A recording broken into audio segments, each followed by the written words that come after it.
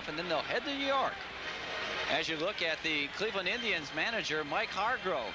Mike having a tough time with his club. They are just 1-5 on this road trip. And they have struggled against left-handed starters throughout the season. Of course, California's got the worst record. Look at that, 1-12 against lefties. Cleveland just 6-13, followed by Kansas City at 9-12. Seattle at 6-8. They are the only teams under 500 against left-handed pitching this year, which is kind of remarkable. And there's Grover.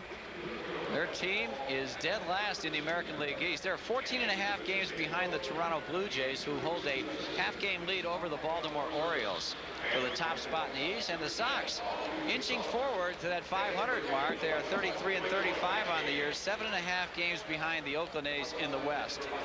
So the Sox trying to get the broom out this evening, trying to sweep the Cleveland Indians. They have won their last 4 in a row. And the White Sox take the field for the final game of this homestand. And with that, let's take a look at the Cleveland Indians starting lineup for tonight's ball game. Leading off in center field, Thomas Howard. Batting second at shortstop, Mark Lewis. Carlos Baerga will play second base. He'll bat third. Cleanup man is left fielder Albert Bell. Carlos Martinez is at first base. He'll bat fifth. He's followed by right fielder Mark Whitten. Then Alan Hill is the DH in the seventh hole. Behind the plate and batting eighth is Sandy Alomar.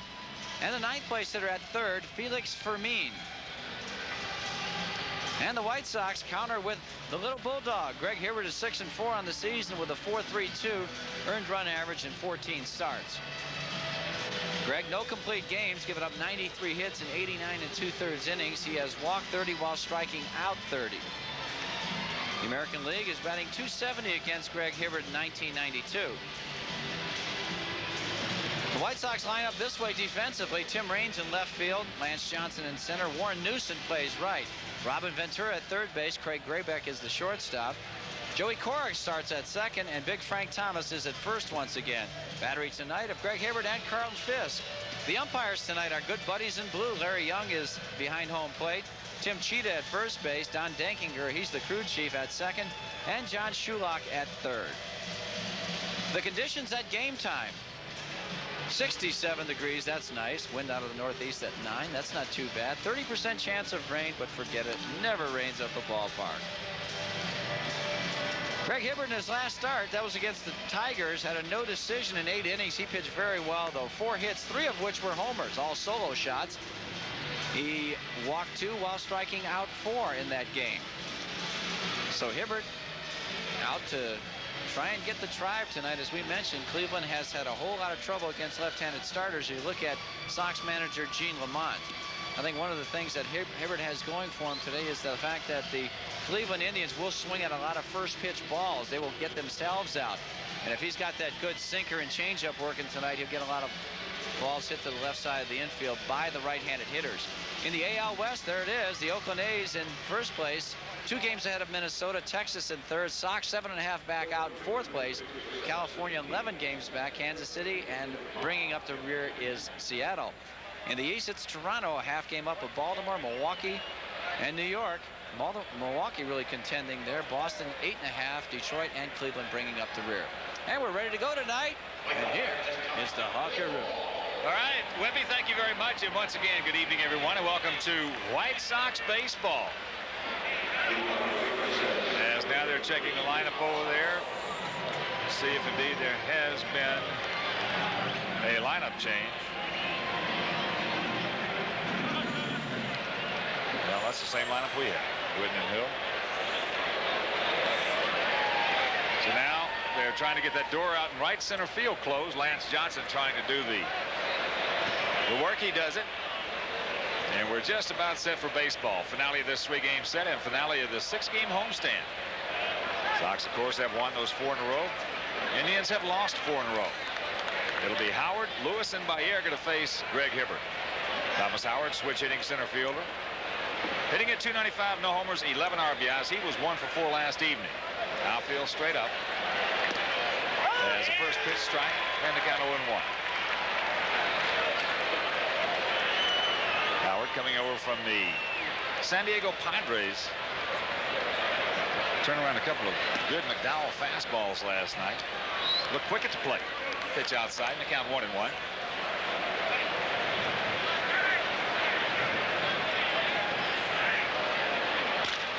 Left side, Ventura on the short hop. Tough hop. Low peg. Big Frank digs it out.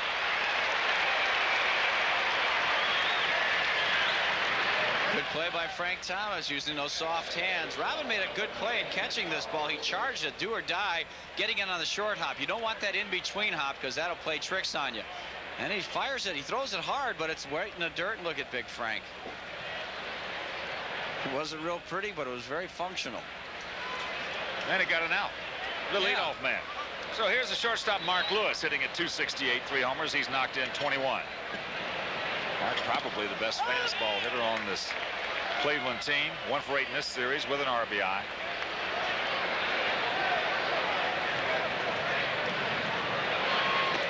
Good change right there by Hibbert, and quickly it's 0-2.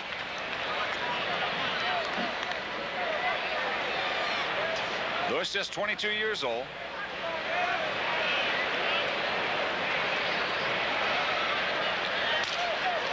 That's a broken bat, it sounded like. Indeed, Mark Lewis will have to get himself another wind. And let's take a look at our between the lines for tonight's ball game. Keep the mo going, and the best way to do it is to put it on the board first. Where have I heard that? Hibbert, he's got to get ground ball outs. That's a major priority. If he can get those right-handed hitters to try and pull the ball, that'll make his job a whole lot easier. And for the Indians, Baerga and Bell, the key their scalping party. Those are the guys they count on to do most of their damage. They make big wampum for that. 0-2 the count. Curveball. Graybeck sucks it up. Piece of cake. 2 gone.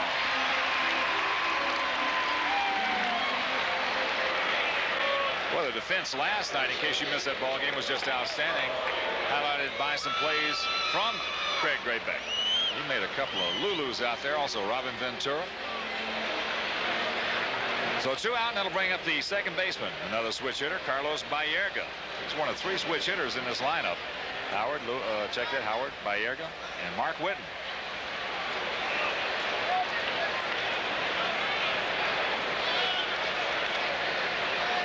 Carlos 3 for 6 in this series, but he has done some damage lifetime in his short major league career against Sox pitching, hitting at .319, 4 homers, and 16 big RBIs. Outfield playing him to pull. Curveball strike, says Larry Young behind the plate. Tim Cheetah at first, Don Dinkinger, the crew chief, at second. And Big Red John Shulock over at third. Take a look at the last pitch. Carlton Fisk wants it down. He got it there. Right at the knees. Good curveball.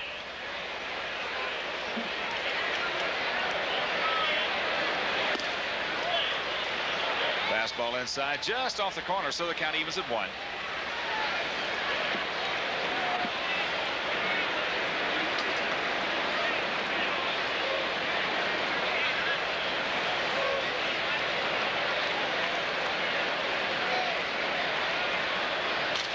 Chopper right side. Big Frank makes a nice play right there. Charges. And a 1-2-3 inning for Hibbert. After half inning of play, it's a 3-0, and the Sox coming to bat. No score, bottom of the first, and quickly here's the White Sox lineup. Top third of Tim Raines, Robin Ventura, and Big Frank Thomas. The middle third features George Bell, Warren Newson, and Carlton Fisk. Bottom third has Lance Johnson, Craig Graybeck, and Joey Cora. And they will face Scott Scudder.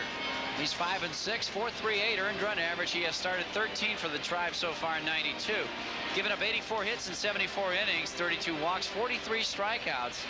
American League is batting .284 against Scott so far this season. The Indians defensively have Bell, Howard, and Whitten in the outfield. Fermin, Lewis, Baerga, and Martinez around the horn. Scudder and Alomar the battery tonight. Scudder has won 3 of his last 4 decisions. Here's Tim Raines. First pitch, the changeup from the right-hander. Scott Scudder, 20 and 29 in his major league career. I'm talking with Herb Score prior to the game. So this young man has some good stuff. There's a fastball. In fact, if you take one start That was against the Tigers. He went 1 1/3 innings, gave up 12 earned runs. Wow.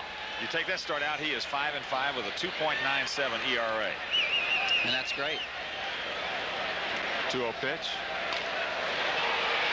But Martinez cannot do it. There's Rain, slides by him.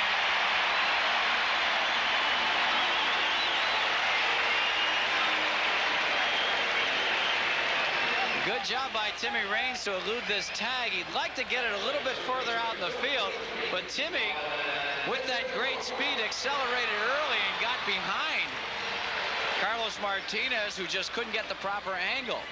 Dead safe. Good call by the umpire. Now Sandy Alomar goes out to talk to Scudder. Good chance that conversation was about Tim Raines. As Robin Ventura steps in, hitting at .305, 4 homers, 34 RBIs, 3 for 8 in this series, and he's knocked in 3.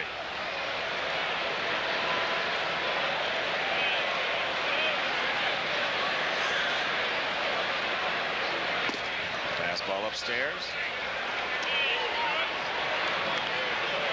There you see the 3 for 8 and 3 ribbies.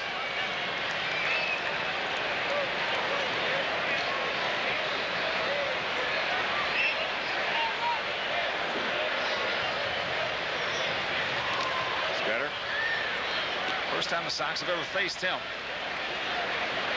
Thrown 6 home runs this year in 74 innings. 32 walks, 43 punch-outs, as you saw in his line. Raines does not go. Fastball low, and the count 2-0 with Big Frank Thomas on deck. Oh, we do know that Scudder has the 4 pitches, fastball, curveball, slider, change, but he was very highly thought of by Cincinnati, and you have to get a quality player like Greg Swindell in exchange for Scudder, and Jack Armstrong also came over in that trade. So Scudder will back it down. Well, Herb Score, when Herb Score, broadcaster for the Tribe, when he says you got an outstanding curveball, you got an outstanding curveball. Herb Score had. Ted Williams said Herb Score had the best stuff he ever faced. Is that right? There's a strike. So the count 2-1. Of course, Herb played briefly with the White Sox. My first year in spring training, I believe, was his last in spring training. He still threw good. Still had a good fastball. Of course, after that injury, it was not anywhere near what it was. Well, he used to be in the 90s. Mid-90s at least. I remember he struck out 300 in a season. That fastball popped up left side. Felix Fermin, the foul ground, makes the call, has the ball. And there's one gone.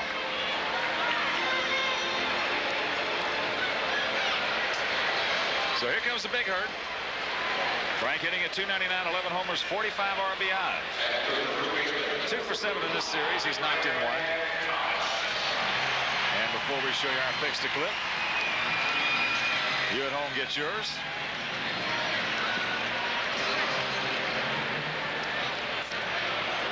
Wimpy, you went first today? Or second? Second. Yeah. Jim Angio went first.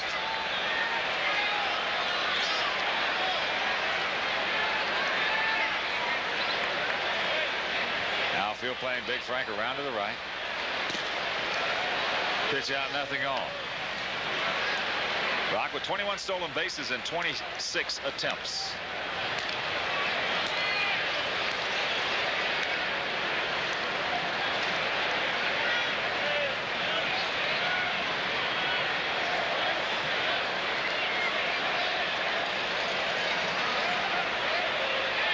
There's a slider. First one he's thrown. Down and away, and the count 2-0. So Thomas in good shape with a 2-0 count. George Bell on deck.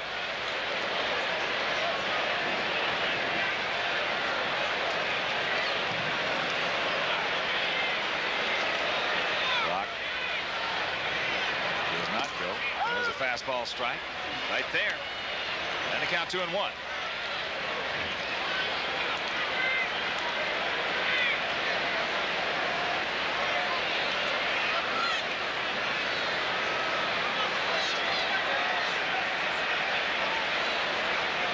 Scott Scudder, who was the high school Texas Player of the Year, 19-0 record. By Baseball America as the 4th best high school pitcher in the country. And he graduated just 24 years old.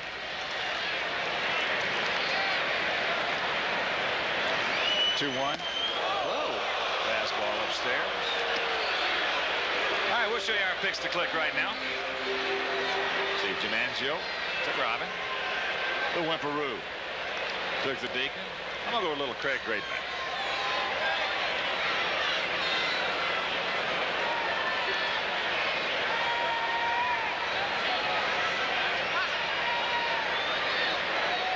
Three balls and a strike. Lane's probably, well, will not be going. It's just ball 4. 55th walk for Thomas this season. So that'll put Rock at second. Big man at first. And here's George Bell. George hitting at .244, 7 homers, 37 RBIs. 2 for 8 in this series. Both of them have left the park, and he's knocked in 5 runs. All coming in game 1.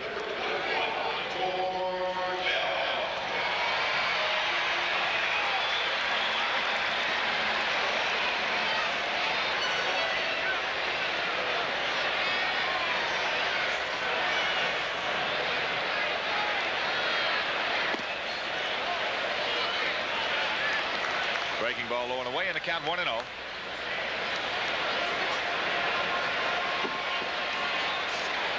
George put some on the board. Last ball. Popped it back. It will be on the screen. Sandy Alomar runs out of room. Sandy Alomar Jr. Rookie of the year. Of course, his dad about half his size. Roberto, his brother.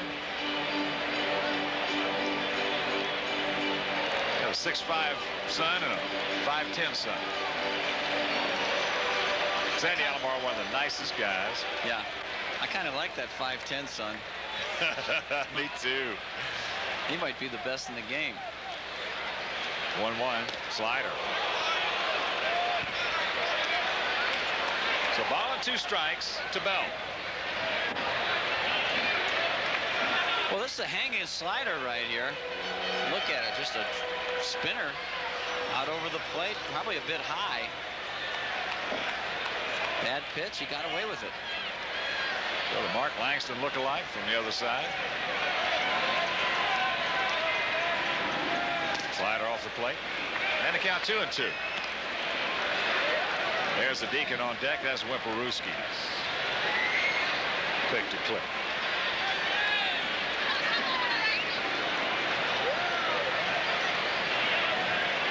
2 balls, 2 strikes, 1 out. Raines at second, Thomas at first.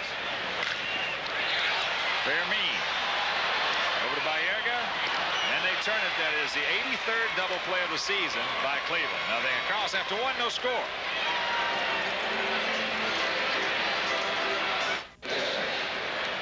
A reminder, this copyright program is presented by the authority of Major League Baseball and the Chicago White Sox. It is intended solely for the private, non-commercial use of our audience. Now, any publication, reproduction, retransmission, or the use of the pictures, descriptions, and accounts of this game without the express written permission of Major League Baseball, the Chicago White Sox, and SportsChannel is strictly prohibited.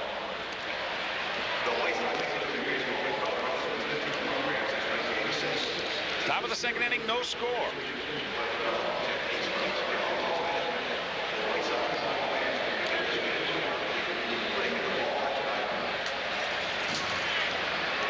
Greg Hibbert will face Albert Bell, Carlos Martinez, and Mark Whitten. Some finals in the American League. There you see the Twinkies hurt the Halos 11-0 at the Hubert H. Humphrey Metrodome. Tigers. Big Cecil, Big Bertha. Wimpy's body hit 2 in that game. That's Buddy. 5-1. Oakland beat the Seattle Mariners 7-2. There you see the Braves continue to roll. I believe that's 21 out of the last 24. They have won as they shut out the Giants 5-0. So the Braves coming on and the Giants sliding. One of the final in the National League. Montreal beat Philadelphia 8-1. But here's Albert Bell. Takes a fastball strike on the outside corner. Albert 16 homers, 45 RBIs. Other action around the American League. Baltimore leading Milwaukee 2-1. Bottom of the first inning at County Stadium. And later on, Toronto takes on the Rangers down in Arlington. 2 Hopper. Piece of cake. Exactly what Greg Hibbert wants there. The right-handed hitters, the strong right-handed hitters, to try and pull the outside pitch, whether it be the sinking fastball or the changeup. If Hibbert can get that, and he has done that very well so far, 4 ground ball outs. Here's Carlos Martinez hitting at .258, a homer. He's knocked in 2.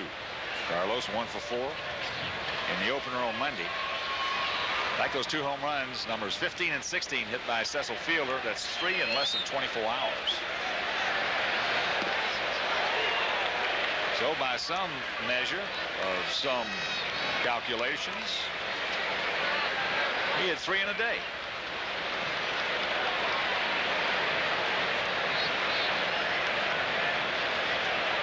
One strike pitch. Another good change, and the count 0-2.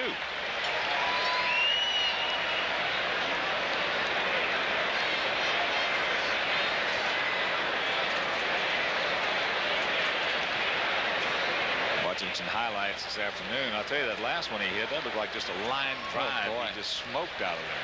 It's like a single. Yeah. Whew.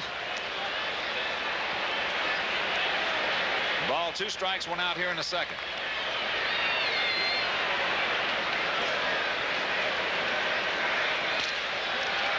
Joey Cora throws him out, 2 gone.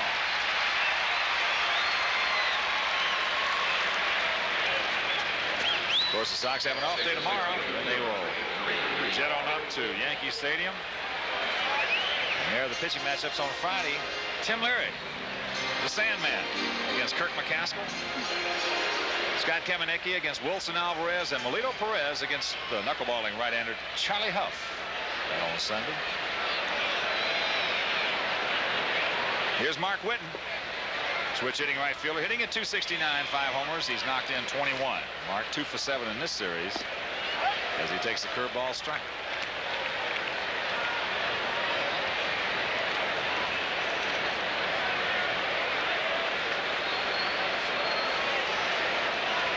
Good change right there. Whitten way out in front, off balance, in the count 0-2. Be interesting to see. All eyes will be on Tim Leary in that start. Boy, will they ever. Of course, that's what he wants. That's the greatest advertisement in the world. Get everybody thinking that you're doctoring up the baseball, fastball low and away. Well, he wasn't.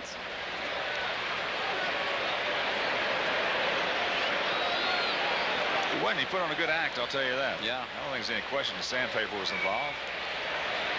1-2. Change low.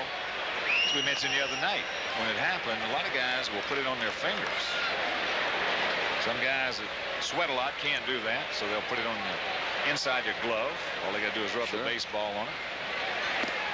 Yes, he got it on the inside corner. He'll grab some bench. 1, 2, 3 again for Hibbert after an inning and a half. Nothing. Here in the bottom of the second inning. For the Sox, it'll be the Deacon Warren Newsom, Carlton Fisk, and Lance Johnson to face the right-hander, Scott Scudder. Scudder gave up that bunt single in the first to Tim Raines. Walked Big Frank Thomas. Got out of it. Another nice crowd on hand. Last night, almost 37,000 in attendance.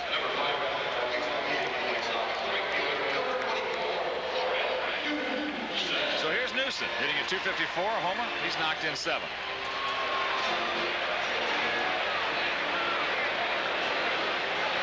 Outfield playing him around to the left. Fastball up high. We'll have to see. I don't know if this is a good matchup against Scudder. He's not a sinker ball pitcher. No, he isn't. Didn't really have the scouting report when I made my pick today. Fastball upstairs. So the count 1-1.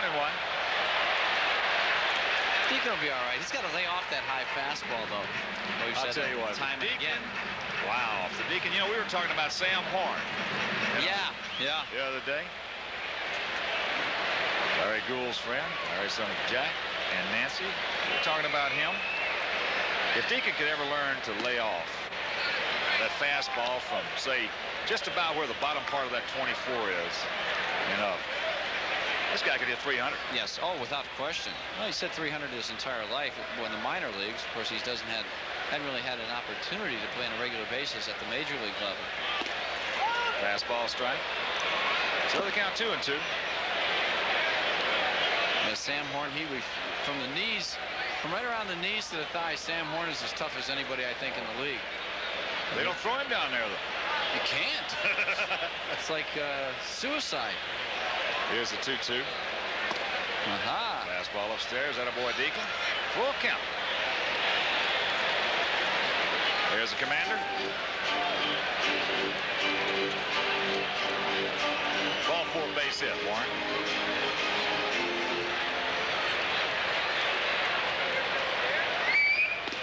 That's ball 4. So the second walk issued by Scott Scudder.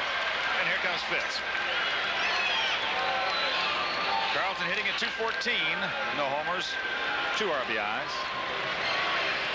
And there you see Carlton Fitz's career against Cleveland. Boy, he has done some damage. 284 career batting average, 38 homers, and 133 RBIs. Those are the most against any opponent, those 38 and 133, as they play Hail to the Chief. I started to take him in there.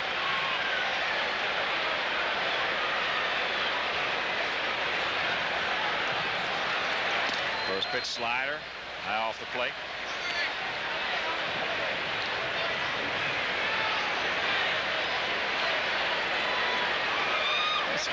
Scudder has been upstairs with most of his pitches so far in this ball game, just over an inning. Most of those have not been by design. He's getting underneath every slider he's thrown yet. Yeah. Slider upstairs, and the count 2-0. Yeah. You know, I was watching him warm up after listening to the scouting report we got on him. Every slider he threw was just like a spiral coming up there. And he has trouble getting the curveball over, so at this point he's like basically a 2-pitch pitcher. The fastball and the change. Yeah. With no movement to the side. That's 3-0 to Fisk.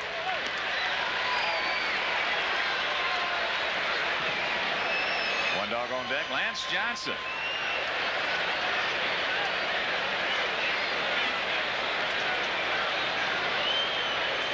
Carlos Baerga comes in to pay his respects.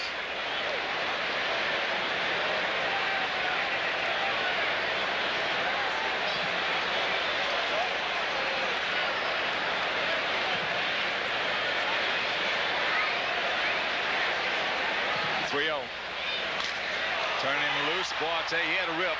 That's the kind of rip you got to have on 3-0. Absolutely. If they're going to let you hit, that's the kind of swing you have to take. You got to try and put a 2-spot up there.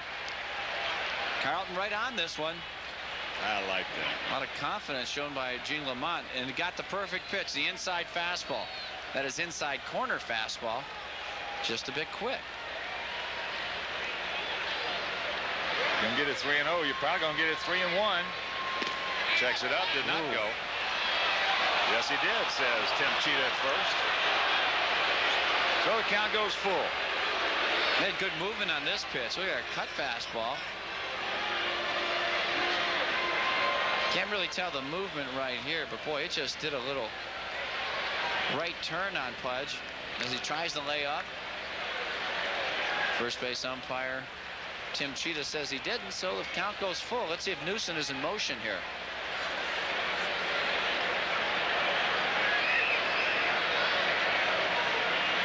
Deacon takes off. Carlton out in front of that heater, fouls it off, so the count remains full, and Warren will go back to first. 1992 Summer Olympics are less than a month away, and here's a whole new way to see the ball games. It's the Olympic Triple Cast, available only on pay-per-view. You can watch 3 channels of live, commercial-free, in-depth coverage of the summer's best events, including men's basketball, gymnastics, track and field, and more. 15 days of Olympic coverage can be purchased at a package price or buy it by the day. To order, call your local cable operator at or 1-800-OLYMPIC. Got that? 1-800-OLYMPIC. Call your local cable company. Thank you. Once again, the payoff pitch. Deacon takes off. Fastball hit hard, going foul. Boy, that was just a bullet. Boy, he get his hands up on that high fastball. That was up and out of the strike zone. But Pugsley turned on it. Look at that. I like it. Good Where that pitch is. Yeah. Boy. Upstairs, in order to hit that high fastball, their hands have got to be. See how his hands were above the barrel of the bat right there. And that still makes a slight uppercut swing, as that right palm has got to be up. Non-contact. Well, that's a no good swing.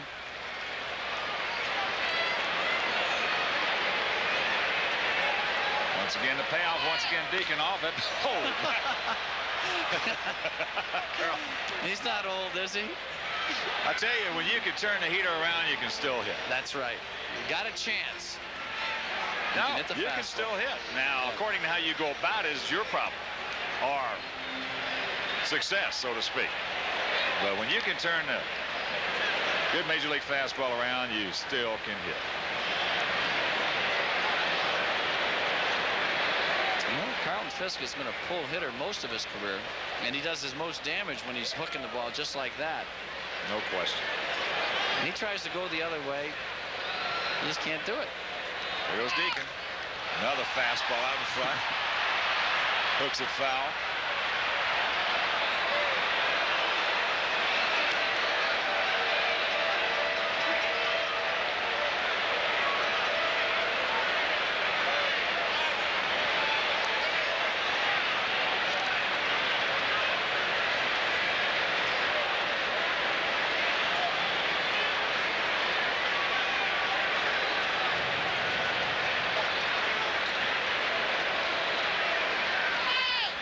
Slider fouls that one off. Sliders down. Deacon's getting a workout. Deacon's going to lose a pound or two. Look at that smile on his face. Always. I tell you, he is a joy. He's a joy to have on the ball. Oh, boy, is he ever. Nice man. Seems like every time he plays, something good happens, too. Exactly. Getting a crucial walk, big base hit.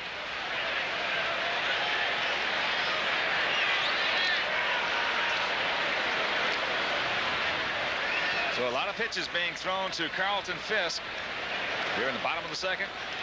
Nobody out. Newsom at first, and no score.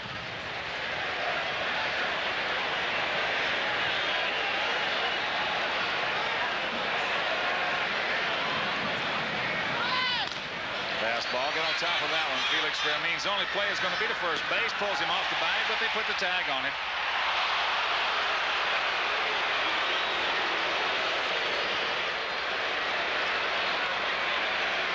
Tell you what, even though he bounced out right there, at least he was dangerous in that at bat. Boy, he sure was. Well, this fastball was just a little bit out of the strike zone. You see the end result of it. Pudge hustling all the way.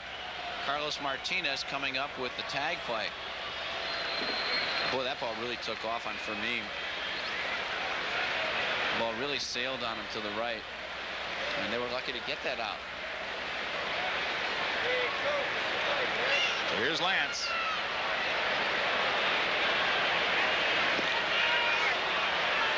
Breaking ball going down, couldn't get it. Lance hitting at .274, homer, 15 RBIs, 2 for 6 in this series.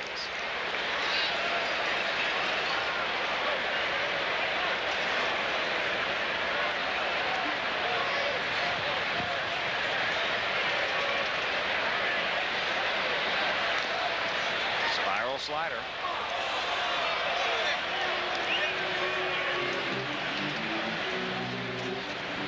No balls, 2 strikes.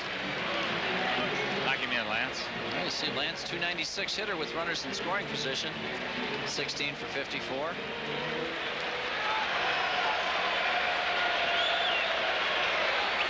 Deacon's going to have to get a good jump to score on a base hit because those outfielders are really shallow. Curveball, boy, is that downer. Meanwhile, that's the third curveball he's thrown. He has yet to get one over. Yeah, not even close. Yeah, right, not even close. There's where Wimpy is talking about the. I'll tell you, I like that. Mike Hargrove's got these guys moving around out there. This is a different looking ball club. 1-2. Slider low and inside. 2 balls, 2 strikes.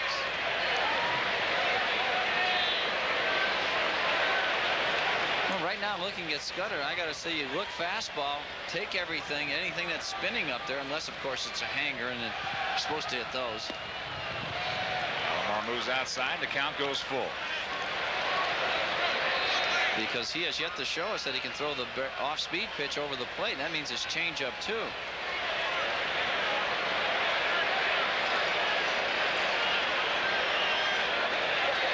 Payoff pitch to Lance. Fastball.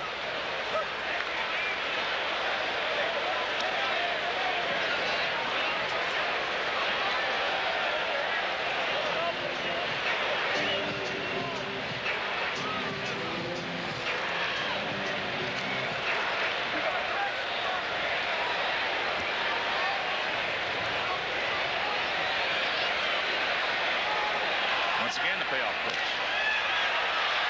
Slashes that fastball foul out of play.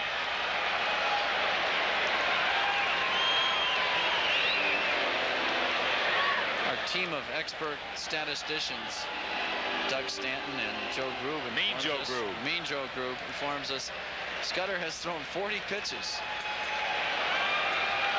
That's a bunch. It's inside, ball 4.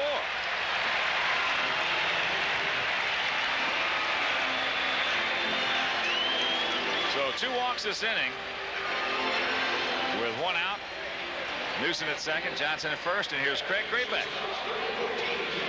Craig hitting at .237, a couple of homers, 21 RBIs. 2 for 7 in this series, and he's knocked in 1. A big RBI last night. First inning, 2 out.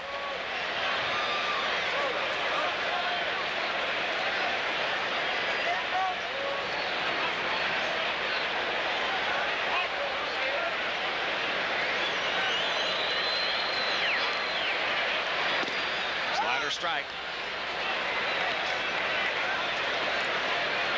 One of the better sliders he's thrown. At least he got a little bit on top of that one.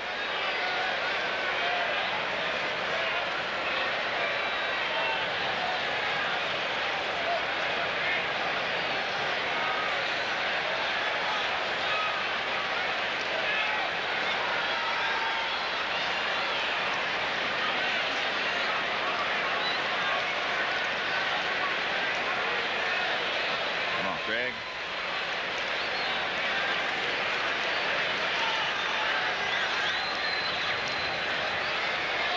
Curveball high. 4th one he's thrown.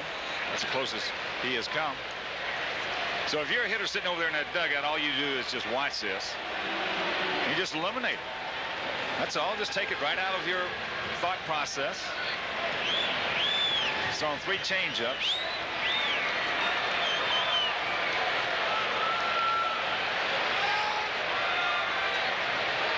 Slider hit to the shortstop. Now goes down on 1 knee by Yerga. And they turn it, so 2 double plays in 2 innings. That's helped Scott Scudder. After 2, no score.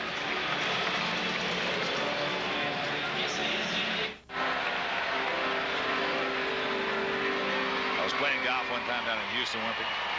Lanny Watkins and I played Don Cherry and Bobby Watkins. Don Cherry, the hockey guy? No, it was a singer. Oh, yeah, okay. So we played Don Cherry and Bobby Watkins. Lanny got hot. He shot like 63 that day. After the round was over, they just took him about 15 minutes to pay off, right? Cherry looks at me and says, you know what? Shows you how bad I'm going. There's 2 Watkins on the golf course, and I got the wrong one.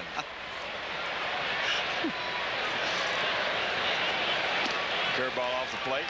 2-0 the count. Then Allen Hill hitting at .237, 6 homers, 15 RBIs.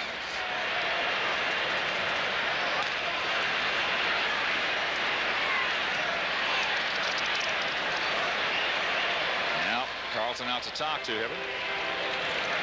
And we'd like to take a moment. All of us here at Sports Channel would like to welcome our affiliate, TCI Cable, and all their viewers in Maywood, Illinois. Maywood, yes. Good old Maywood. They got my money in Maywood. Unfortunately, it's Confederate money. Fast pay makes fast friends. There's a changeup line into left field. So the first Indian hit, first Indian base runner.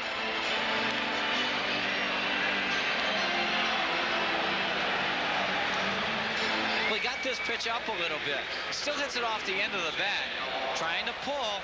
Well, if that pitch is down, he's going to hit a weak dribbler to the left side of the infield. Just made a little mistake with the changeup. And Glenn Allen Hill takes advantage of it first hit. But I'm looking at these Cleveland hitters, Hawk. Every one of them looks like they're trying to pull Hibbert. And that's what you want to see if you're a White Sox fan. Here's Sandy Alomar. Sandy hitting at .231, a couple of homers. Knocked in 15. There's a curveball strike. Dropped nicely in and over. Well, it's the youngest team in baseball. You're going to get a lot of guys up there. They're strong, most of them. You look at all those guys, with the exception of Felix Fermin. They can take you deep. Yes, they can. They're aggressive up there. They're close to the plate. So you're going to get a lot of the youngsters going up there trying to pull the ball.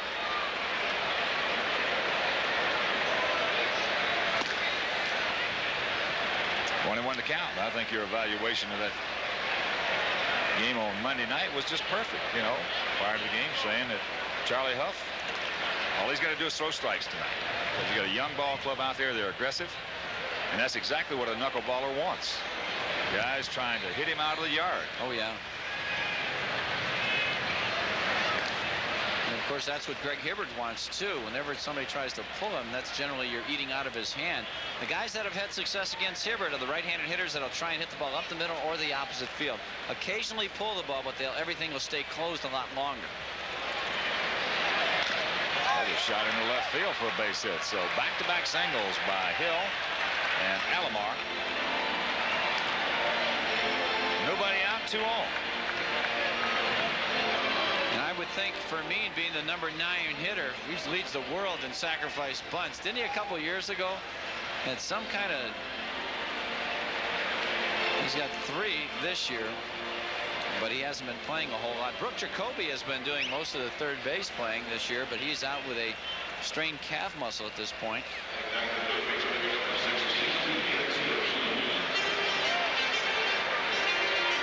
So the Sox corners in close. They're definitely looking for the for sure bunt.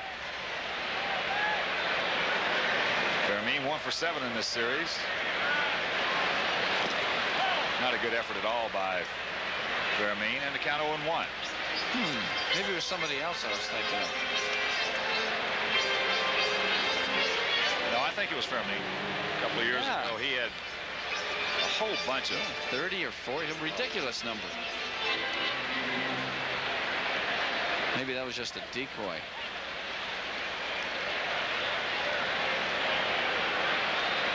Outfield spread out straight up.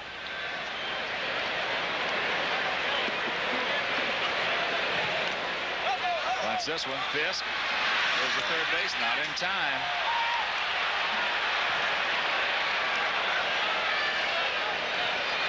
So it'll be a sacrifice and a fielder's choice. Take a look. He deadens it out in front of home plate towards the third baseline. Fisk picks it up barehanded. Boy, I'll tell you what, Glenn Allen Hill had a good jump from second base. A real fine jump because he is there. Carlton thought he had him for sure, certain there. Robin Ventura acts like a first baseman. Glenn Allen Hill clearly beat that play. Bases loaded, nobody out for Thomas Howard. He bounced out to Ventura, leading off the ball game. So Hibbert in a whole bunch of trouble. There's just a base hit, soft base hit in the left field. Here comes Hill. Here comes Alomar, and the Indians lead it 2-0. Oh boy, Alomar doesn't run well. That ball was hit so softly, but in the exact perfect spot. Not a good swing, jam shot. Hands went forward. Look at this. Ventura can't get it. Graybeck can't get it. By the time Raines picks it up, Alomar has scored from second base. Hill scored previous to that, so it's 2-0 Cleveland. Still nobody out, and Jackie Brown goes to the mound for a visit.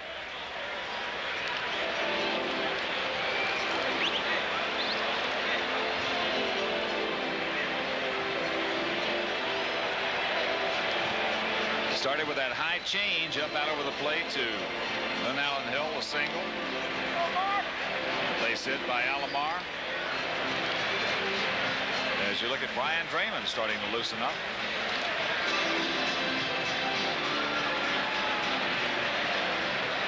Still nobody out. And here's the shortstop, Mark Lewis. Bounced out to his counterpart, Craig Graybeck.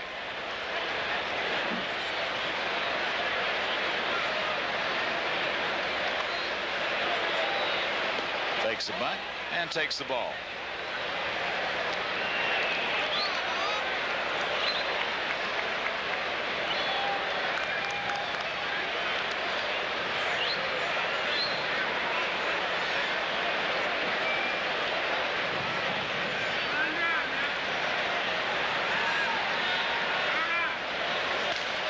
Ball hit into right field. Warren Newson as Fermin tags up. He will move into third base. One out, runners at the corners. Well, Hibbert and the White Sox sensing a bunt right there, throw a high fastball, which is what you want to throw in a bunt situation. But Lewis, a good fastball hitter, as Hawk mentioned. Look at this, bang, little inside out action right there. He's treating this just as if it was the runner at second base and nobody out. So he does accomplish something here, getting that runner to third with less than 2 outs. So a good job by Mark Lewis on inside outing that fastball to right field. So Baerga gets a chance to drive in a run here.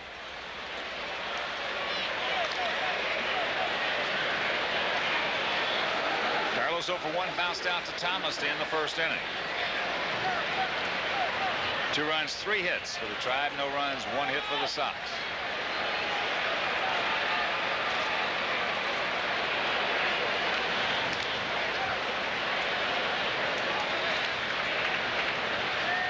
Thomas Howard has 7 stolen bases in 12 attempts. Indians have 70 stolen bases on the season. Sox have 64.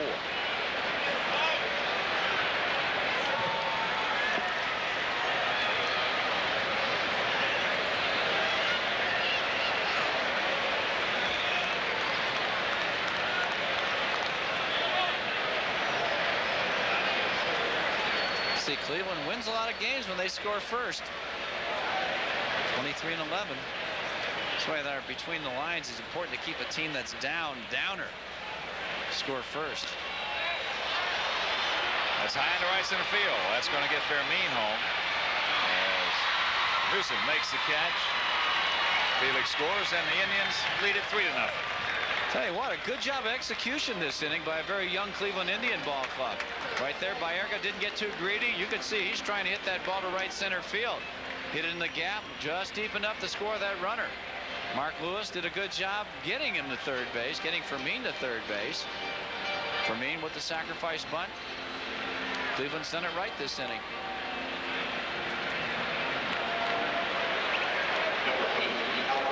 RBI for that youngster, just 23 years old. Not a real good haircut, but he's a good young player. Here's Albert Bell. Albert bounced out to Ventura his first trip. Curveball low and inside. Albert out of LSU, set all kinds of records down there. 16 homers this year, 13 have come on the road.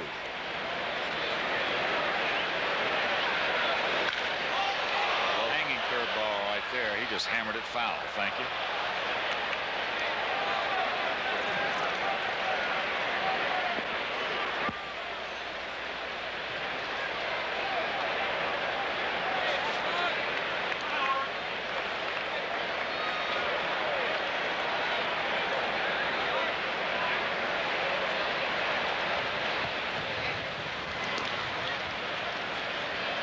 Greg Hibbert scuffling a little bit in this inning. Got the first 5 outs on ground balls, and that is the key to Greg Hibbert's game. Struck out the 6th man he faced, and all of a sudden he's getting the ball up a little bit. Cleveland hitters are taking advantage of it. Pitch high off the plate in the count. 2-1. Well, we were talking about the aggressiveness of this young Cleveland ball club. Usually when you get a team this aggressive, instead of trying to go out there and give him your good stuff. In the past, I think if you'll check it out, you'll see slower the better. Exactly.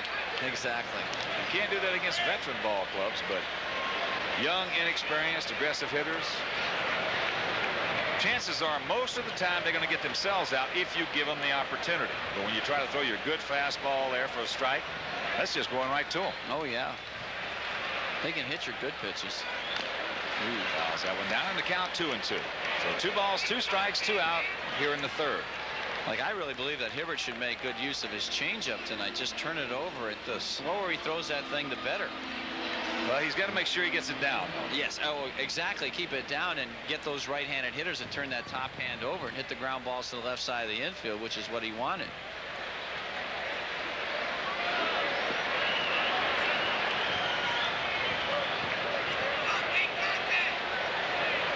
Now, Sox still have, so far, unless Scott Scudder can get that curveball over and or start spotting that slider, have a good opportunity to come back.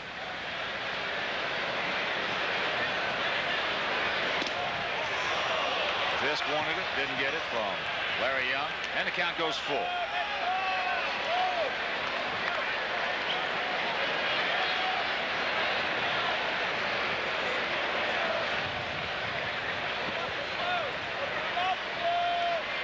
Big Frank moves behind Thomas Howard.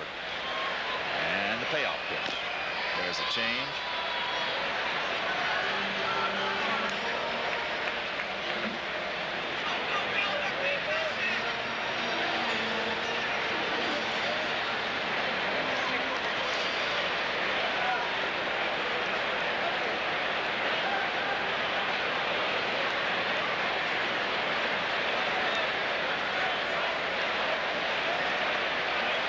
Once again, the payoff pitch. Wow. Hibbert very quickly to first in time, but the tribe does some damage. 3 runs on 3 hits. No errors, the man left after 2 1/2. 3-0 Cleveland. And Ventura to face the right-hander Scott Scudder. I think all of Erica's ex-husbands voted against her for that award.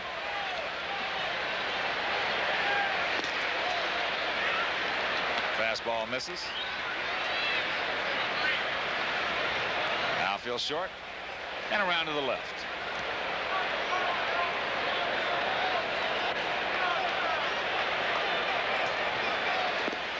And a pitch low. 2-0 the count.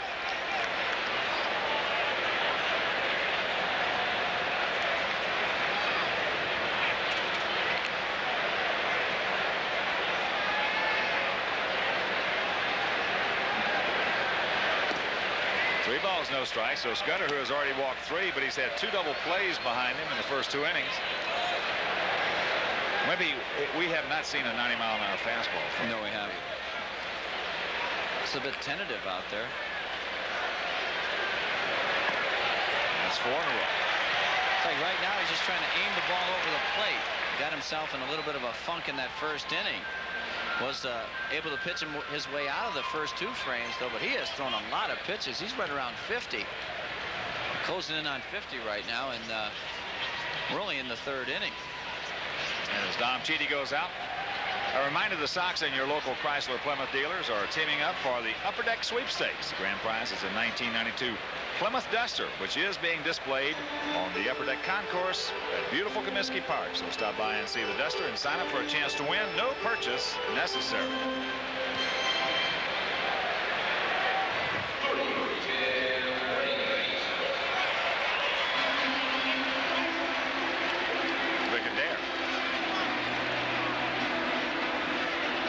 No relation to Red Adair.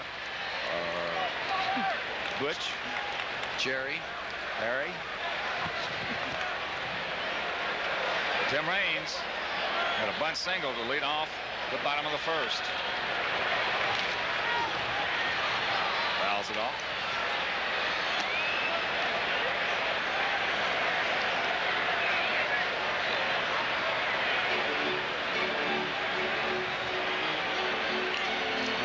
Certain times of the ball game, you got to make the guy hang himself. Right there swinging at the first pitch.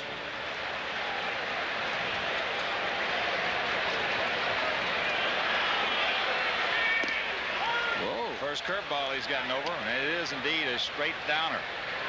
That's right off the table. Yeah, that's good hook right there. Not a whole lot of guys are going to make good contact right on that particular pitch. But he threw first pitch strike too. That loosened him up a little bit. Some of those critical muscles. Curveball high. Ball, 2 strikes, nobody out. 3 runs, 3 hits, no errors for the Tribe. No runs, 1 hit, and no errors for the Sox.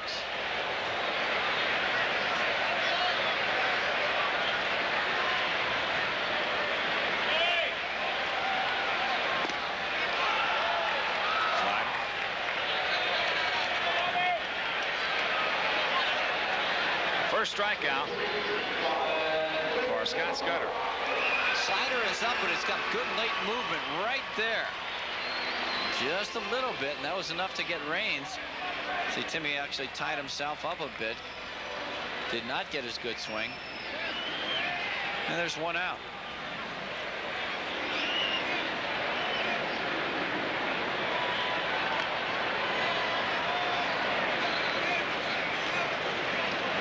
See Robin, last 4 games 9 for 15, last 16 406.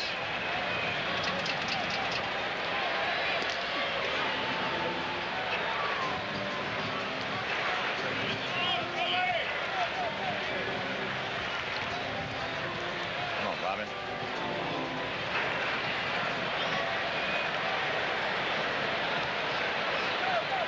There goes Cora.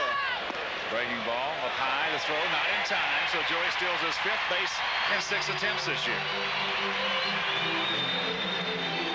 He got this one easily. No chance for Sandy Alomar to throw him out on this particular play. Boy, Joey got a good jump. The perfect pitch to go on to the curveball. It's up and out over the plate.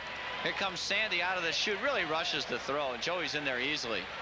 Straight leg slide. Good job. Like Scudder just ignored him.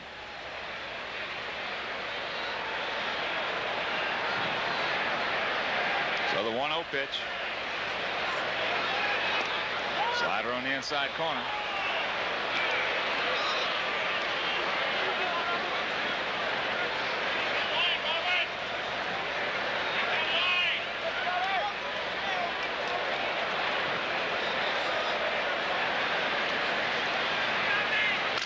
Off the end of the bat. Carlos Martinez takes it, and there's 2 gone.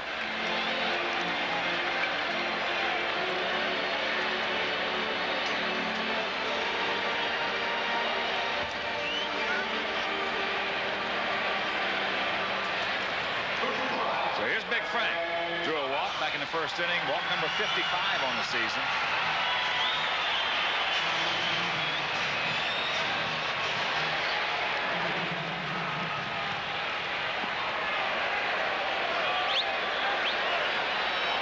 Outfield playing him around to the right. Curveball.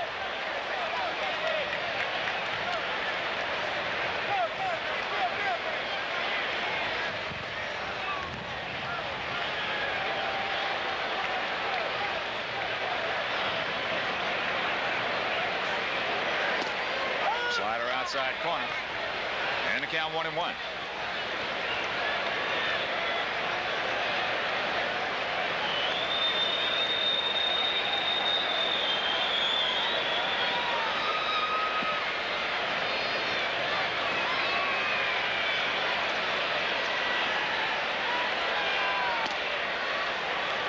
High off the plate, got underneath that one, and the count 2 balls and a strike.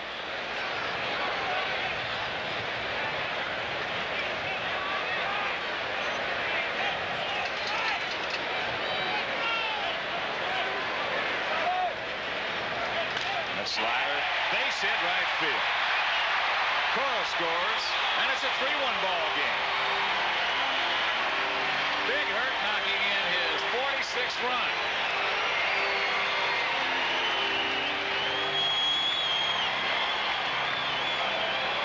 Big Frank waits on this pitch perfectly. Look at the slider, just kind of hangs up and out over the plate. He just hits a bullet into right field. Good job by Witten, holding him to a single right there as he got to that ball quickly, and he has got some kind of throwing arm in right field. But Frank just waited on that one nicely and just poked it in the right. Here's Hard. George. Takes a fastball up high. Outfield bunts there straight up. He's still only got the one curveball over. A little short slider.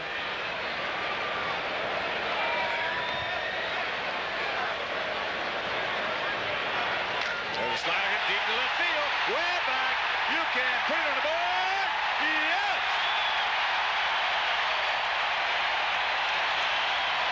George Bell's 8th homer, and the game is tied at 3.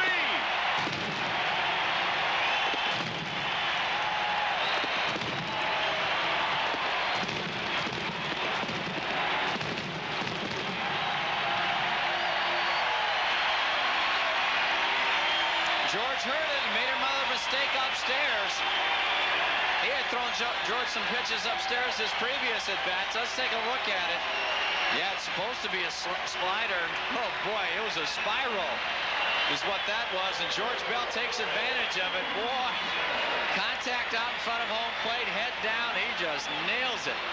No doubt off the bat. So George now with 39 runs batted in on the season. We've got a 3-3 ball game. Here's Warren Newsom. Deacon walked his first trip.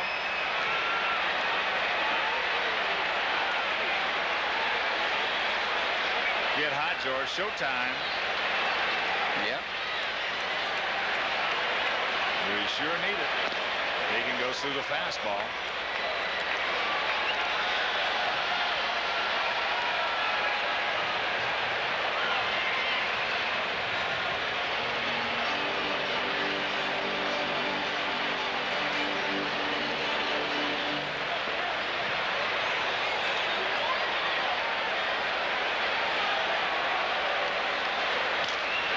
Shot in left field for a base hit.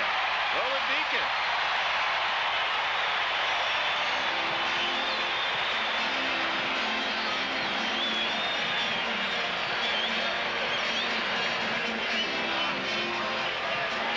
Well, the Sox are really starting to take advantage of the mistakes that Scudder got away with in those first 2 innings. We know he's got good stuff. We took Herb Score's word for it. But he has made a lot of mistakes, especially with the off-speed pitch. Here's Pugsley.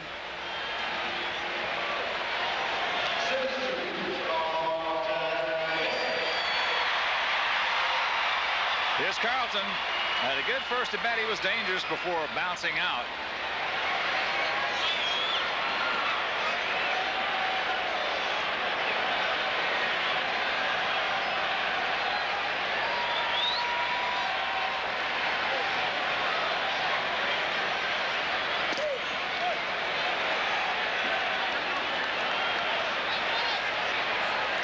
The count.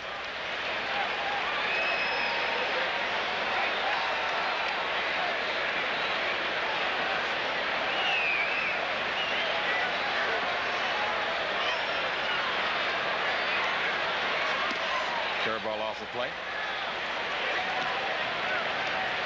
Ball and a strike.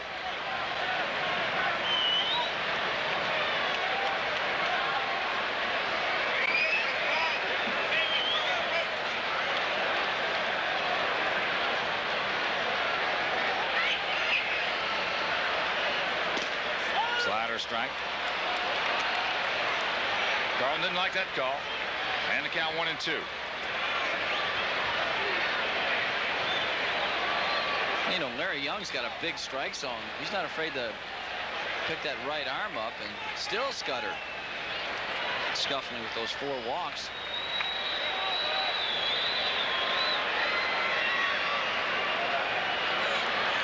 Comes a fastball. Out in front. That's way back in the upper deck.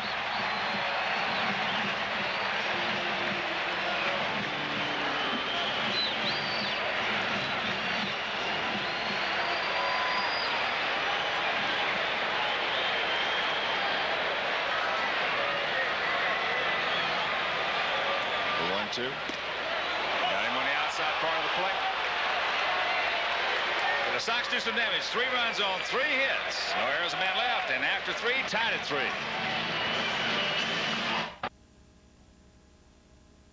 Back in Comiskey Park in Chicago, we've got a 3-3 tie. The Sox spotted the Cleveland Indians 3 runs on a 2-run single by Thomas Howard, as RBI sacrifice fly by Carlos Baerga, and the Sox came back.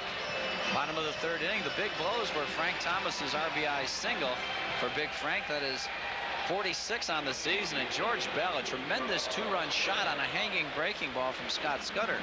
So we've got a 3-3 tie going into the 4th inning. Carlos Martinez is going to start things off for the Tribe.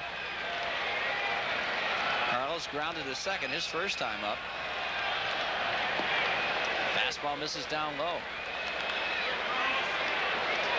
The key for Hibbert, as we talked so many times, is to have a big difference between the fastball, which is in the low 80s, and his changeup, which should be in the low 70s. Pulls this one left side. Robin Ventura has it. The throw across. Good one. So 1 batter, 1 out. The probables for the New York series. Friday, it's going to be Tim Leary against Kirk McCaskill. Saturday, Scott Kamenicki, Wilson Alvarez, and Melito Perez, the former White Sox pitcher, gets his first shot at his old mates.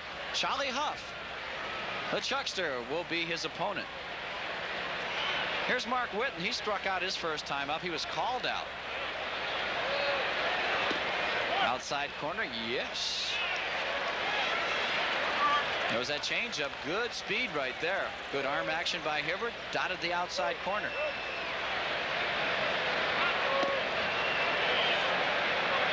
Sinking fastball. Down low. 1-1. Whitten hitting at .268 as he stands in there. Mark with 5 homers, 21 runs batted in. Curveball pulled foul. So Hibbert goes out ahead of Whitten here, 1-2. There's lovely Cricket, our ball girl. She's really becoming a celebrity down there. Fans ask her for autographs between innings. They want it inside. They got it. Ow! That hurt. As Whitten goes down the first baseline with just the knob of his bat in his hand.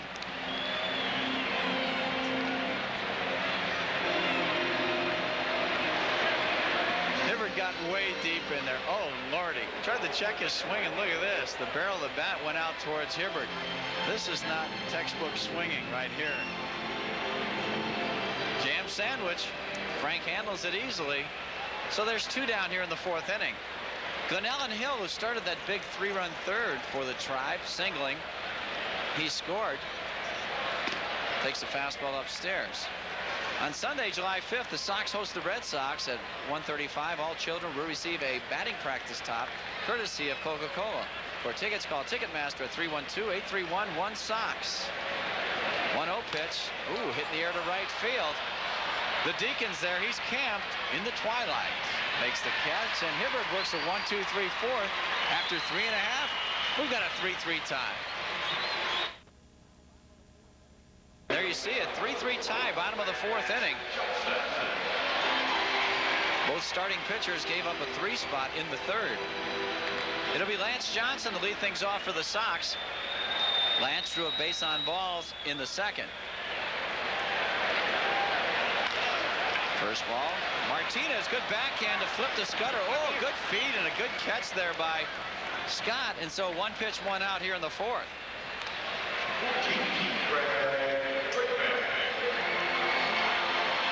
Nice play by Carlos Martinez. Tall, 6'5", ranging far to his right. We get the speedy Lance Johnson. I remember the first time I saw Carlos Martinez was in spring training in Fort Lauderdale. He was a 6', whatever he is, 6 shortstop. So he's got some range out there, especially at that first base position. I don't know if Baerga, who is playing very shallow, could have made that play. So a good job by Cleveland right there. 1 pitch, 1 out. Breaking ball in the outside corner to Craig Graybeck. Graybeck hit into a 6-4-3 double play that ended the 2nd inning. Cleveland leading the world in double plays. Why, you ask? Probably because there's more guys on base, more chances. Oh. Curveball hits right side. Baerga, very reliable at second, throws him out.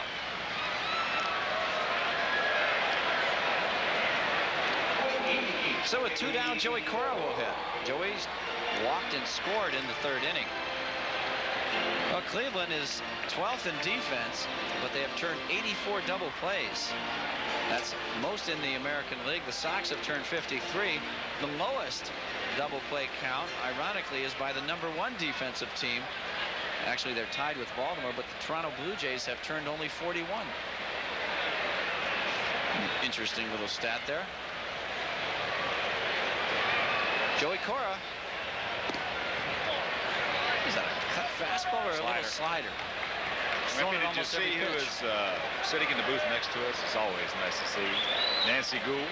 Daughter of Jack. She looks so pretty. Daughter of Jack. Isn't she golfing lovely? partner. He's your partner? What, is he backing you? Oh, Nancy, not her. Nancy. There you talking go. about? There's Jack, forget it. There's only one Gould you want on your team. There's Nancy. There's Nancy. Looks great. Jack, not so great. Right. Joey Cora pounds that one foul. So the count goes to 1-2. Scott Scudder, as we mentioned, came over from the Cincinnati Reds along with Jack Armstrong in the Greg Swindell deal. Hawk mentioned just 24 years old, Scudder, from Paris, Texas. Pulls this one. Martinez to Scudder once again. They do it. They did it twice that inning. So 1, 2, 3, 4. After 4, it's still 3-3.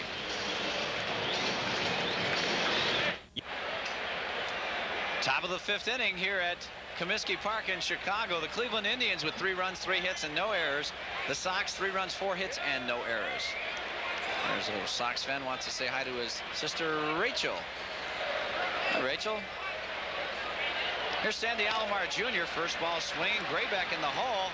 Gets in front of it. Fires to first. Gotcha. Oh, those 1-pitch outs. They're almost as friendly as those double plays. For the pitcher, that is. Cleveland has done that a lot in this series. They're a very aggressive young team, as we have mentioned. Probably the youngest team in the American League right now. And a lot of times they'll get themselves out. So here's Felix Fermin. Felix, no official at bat, was given a sacrifice. Safe on the fielder's choice as Carlton Fisk tried to throw to third, get the runner at third base. So he was safe at first. He ultimately scored in that inning.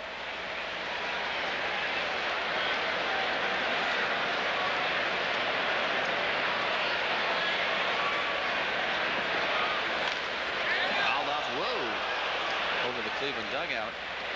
In the 3rd, Glenallen Hill singled, Alomar singled. Fermin had the sacrifice, and he was safe loading the bases. Thomas Howard had a 2-run single.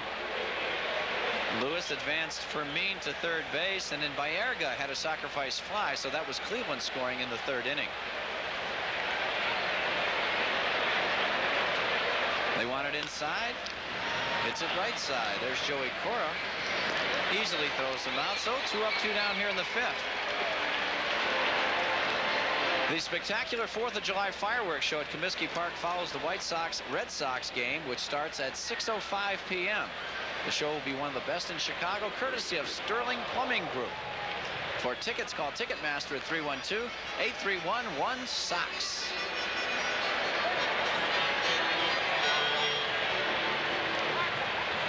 Thomas Howard, a couple of runs batted in, 1 for 2, now has 13 on the season. Fastball. Jackknifes out of the way. 1-0. Howard, a good acquisition from San Diego. Jason Hartke is who the Indians traded. There's a bunt foul.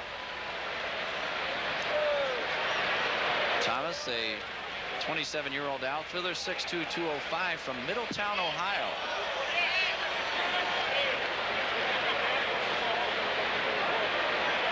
Switch hitter, and he has had some real good swings, good at bats in this series. Here's the 1-1 pitch. Ooh, way out in front of the changeup. Good action right there by Hibbert. Arm action perfect. Speed was good. Location just as good. That's the way you do it. That's why that's why you really have to gear in to hit Hibbert up the middle or the opposite field.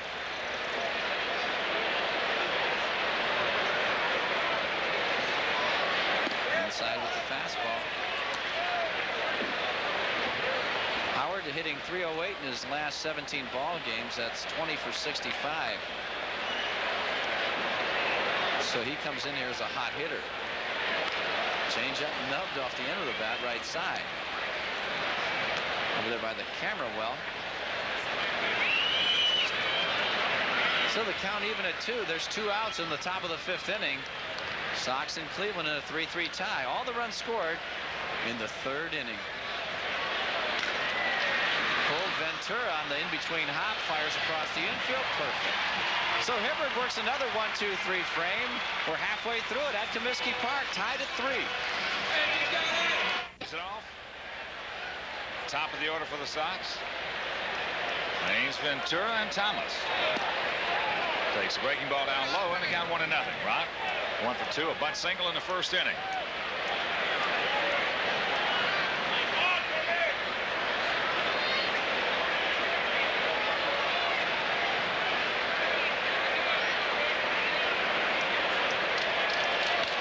Fastball jammed him.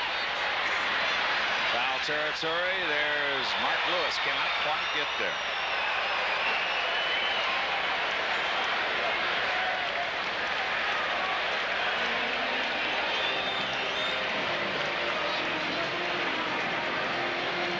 So the count 1-1 to Rock.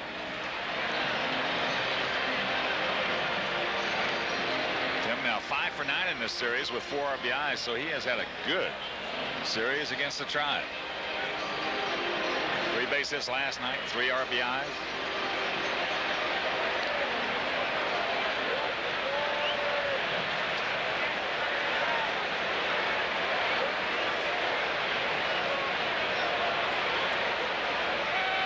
Pitch. Slider upstairs. 2 balls and a strike. You just get to feel him Wimpy, as we mentioned earlier. Unless he can get command of, talking about Scott Scudder, one of his breaking pitches. It's just a matter of time. Yeah. Especially when those big boppers come up. Fastball jammed him right there. Bayerga.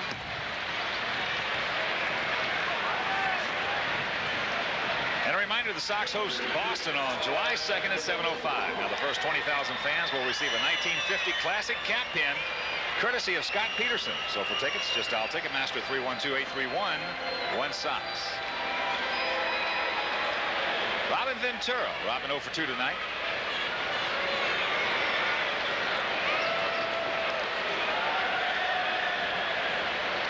Curveball low.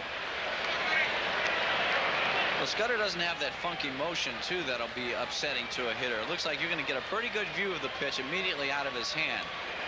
So he's got to have good stuff to compensate for that. Takes a fastball low.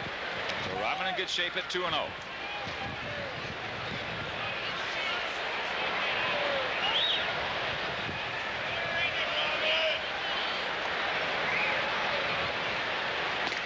Fastball off the plate.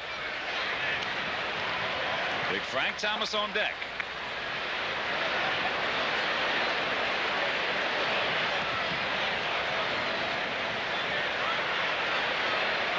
Outfield playing Robin around to the left as he takes ball 4.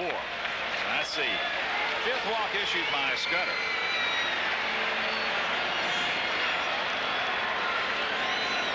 And here comes Big Frank.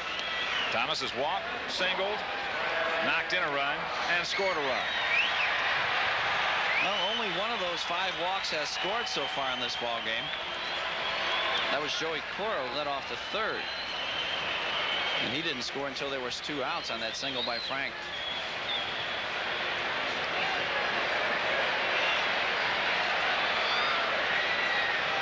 Robin just a short lead. Outfield swung way around to the right, and they're bunched. Takes the fastball high. you see where Albert Bell over in the left center. Thomas Howard over into right center. And Mark Whitten.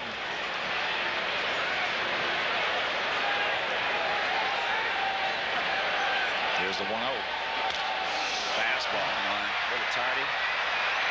Trying to play right side. Some activity down in the Cleveland pen. Eric Plunk and Kevin Wickander.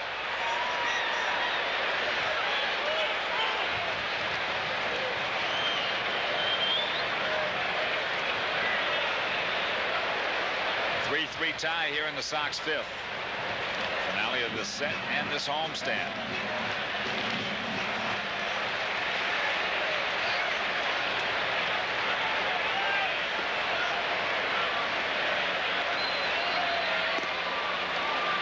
Fastball just a little low, says Larry Young, and the count 2-1. Boy, Frank has done some damage against Cleveland in his short career, hadn't he? Yes. 412 lifetime, counting that single his last time up.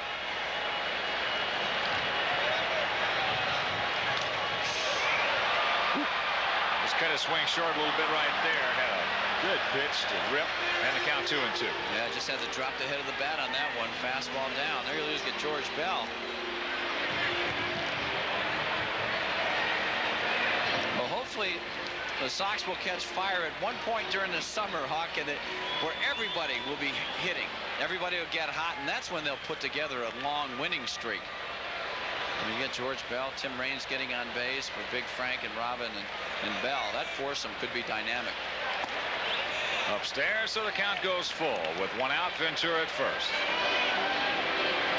Well, that's what General Manager Ron Schuler has been hoping for. Yeah, I think everybody. One guy will get hot for a while, then maybe 2 at a time, but there's just been no consistency. There goes Robin. Ball hit deep into right field. Get it. Nope. Mark Whitten going back at the edge of the track, makes a catch, and there's 2 gone. Now, even as strong as Big Frank is, he got a good pitch to hit right there, but that ball got right behind him. He almost picked that one out of the catcher's glove. Got to get it out in front a little bit more than this.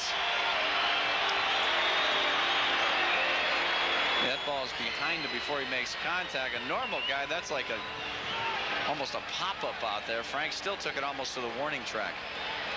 So here's Bell, 1 for 2, a 2-run homer back in the 3rd inning to tie it.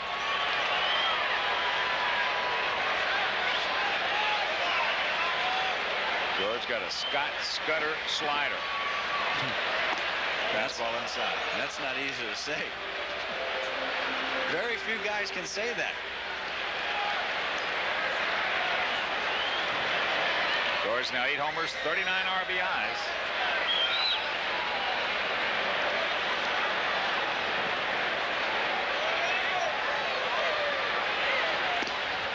Fastball on the outside corner. So the count 1-1. George didn't like that one. Now, one thing, George Bell's definitely using his legs more, Hawk. He's sticking that fanny out a little bit more, bending those knees.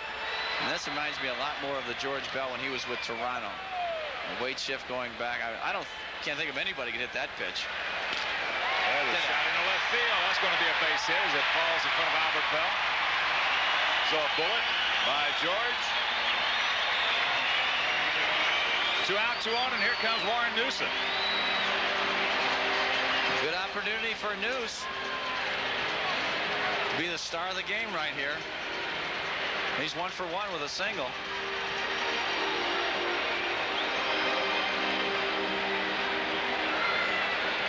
In the last few days, so George Bell's bat speed looks like just 2 to 1 better than what it's been.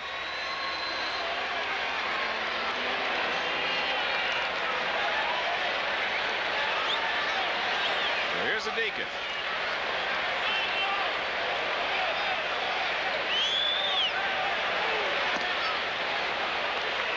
Curveball misses. Deacon walked and singled.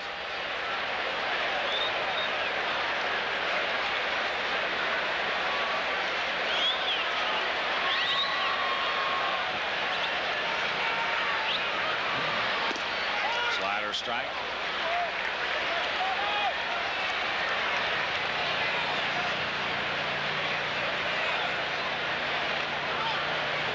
Beacon. Pick him up. Get it down. Throw him your best hook. Whoops. Curveball upstairs. There goes Blue Thunder once again. Wow.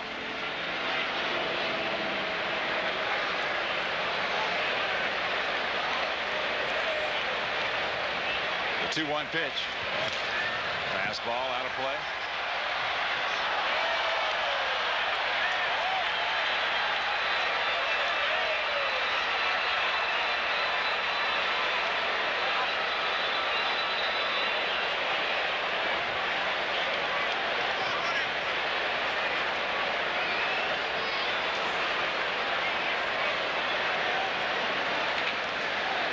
The 2-2. Breaking ball jammed him. Slider got it on the fist. Good pitch by Scudder. Felix Fermin makes the catch, and it'll retire the side. Running across, it was a hit. No, there's 2 left after 5, tied at 3. Mark Lewis, Carlos Baerga, and Albert Bell will be the 3 batsmen here in the top of the 6th inning.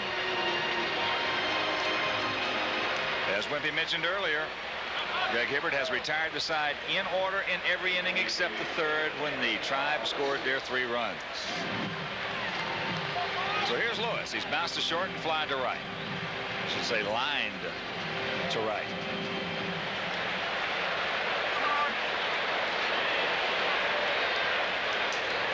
Outfield. Spread out for the most part straight up. Lance just a couple of steps over towards left center. Lewis, good fastball hitter. Takes it for the strike. 21 to count. Checking some scores for you in the American League. Twinkies shut out the Halos 11-0 at Minnesota. Ball hit into right center. Somebody's got to hurry. I don't think anybody's going to get there. Gap shot. 1 hop over the fence, so a ground rule double for Mark Lewis, leading off the 6th. His 11th 2-bagger of the season. Mark Lewis looks like he's got the best approach to hitting Hibbert and anybody in the Cleveland lineup. See the pitches upstairs and in. You can see him just gearing in to try and hit the ball up the middle or the opposite way. Little inside-out swing, meaning the hands come before the barrel of the bat. Like almost like you could see him thinking hitting the ball the opposite way, and he nails it for his 11th double. That's a good job by Lewis. Here's Carlos Baerga. He's 0 for 1 with a sacrifice fly. Checking other scores.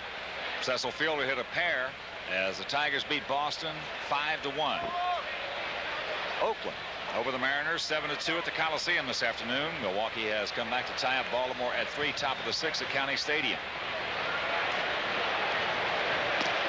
Curveball outside. Texas leading Toronto 2-0, bottom of the 4th down in Arlington, and Yankees 5, Kansas City 1, bottom of the 4th at Royal Stadium.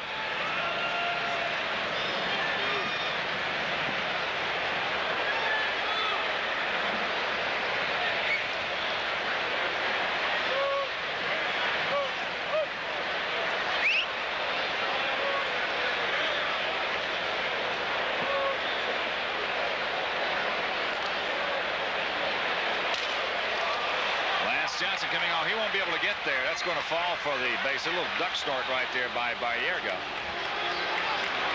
So nobody out. Runners at the corners.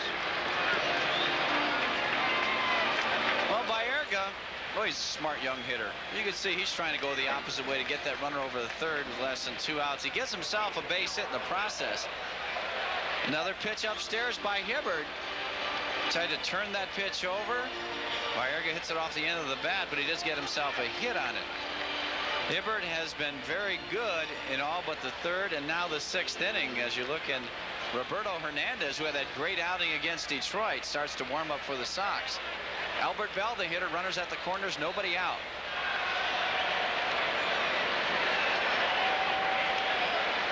Albert has bounced to 3rd. Last time up, he just got sawed off. A little number back to Hibbert. 3-3 tie, top of the 6th inning. There's the strike on the outside corner. Well, it's Cincinnati. Reds leading Houston 6-4. Bottom of the 6th inning. They had a bench clearing brawl in the 5th. Brawl occurred after Pete Hardish threw a pitch at Reggie Sanders following a 3-run homer by Hal Morris. Houston coach Ed Ott, Glenn Braggs, Rob Dibble, and Harnish all were ejected. Whoa. Some big boys in that one. Tell you that Ed Ott might be the toughest one of all the guys that you just mentioned. He's a toughie. 0-1 pitch upstairs.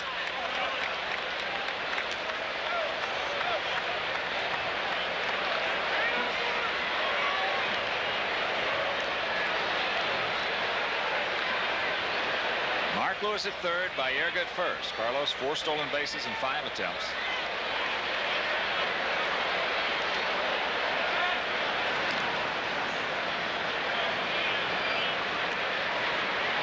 In that Minnesota 11-0 rout over California, only 1 home run. Chili Davis hit his 5th. Kevin Tapani was shut out.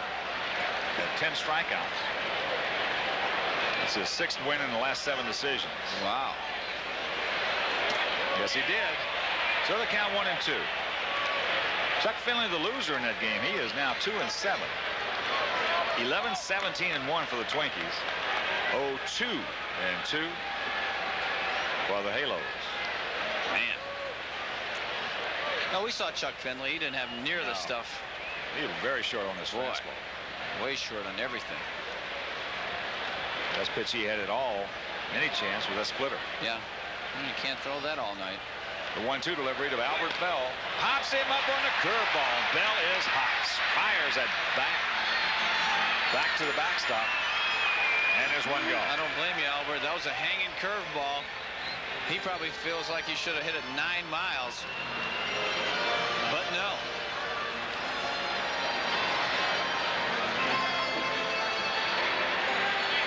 There you see the curveball. It's going to wait right there. Bell tie screaming, hit me, hit me. And Albert doesn't. See, he let that ball get in on him a bit. Didn't get the head of the bat out. Ball. So Hibbert has a chance to get out of this inning. He can get a ground ball. Carlos Martinez bounced to second. He's bounced to third. As we mentioned, in the Tiger 5-1 victory over the Red Sox, Boston now has a 7-game losing streak going. That ball hit off the end of the bat into center field. Lance Johnson. Joey Corey now going back. Makes the catch. Mark Lewis will not do anything, and there's 2 gone. Here's Mark Whitney, struck out and bounced to first. Well, Lewis got in a pickle after he drove in that run yesterday. 7-1 in the 9th inning. Got caught between first and second after he got that single. That's another no-no. Bad base running. There's a bunt going foul. What a good pitch to bunt, the curveball. But in that Tiger 5-1 victory over the Red Sox, Cecil Fielder, Wimpy's buddy. Buddy. Hit 2. Friend. 15 and 16. Do you think Cecil's filling out his pants a little bit better this year than before? I know the Tigers should get pinstripes.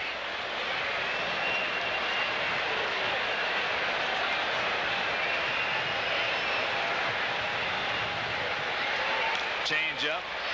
Foul back out of play. So the count 0-2 to Whitten. Other action. Baltimore at Milwaukee tied at 3 after 5. Mike Devereaux, his 11th homer. Malaki on the hill for the Birds and Billy Wegman for the Brew Crew.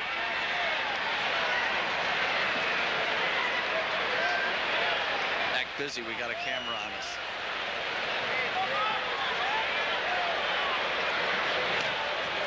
Little change way out in front. Count remains 0-2. In the National League, Montreal beat the Phillies 8-1 at Olympic Stadium. Ken Hill, the victor. He is 7-4. Weston lose 0-1 off. Hill also hit his first home run. Expos snapped that 3-game losing streak.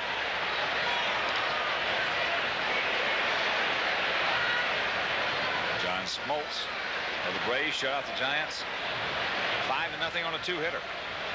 Smoltz 8-5. Trevor Wilson, the loser, he is 5-7.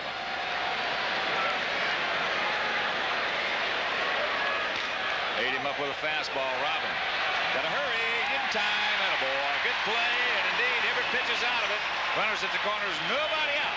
After 5½, it's tied at 3. Commander 0 for 2 tonight. He has bounced to third and struck out. Outfield playing him around to the left to pull.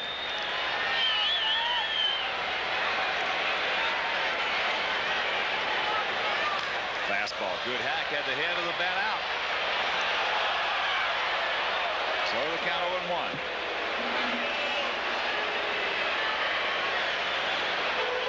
And at Atlanta, 5-0 shutout over the Giants. Indeed, the Braves now won 21 of their last 24.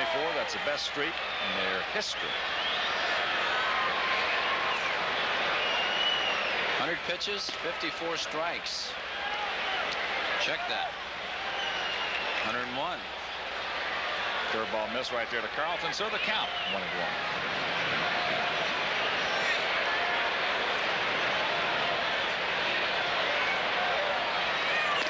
Checks it up.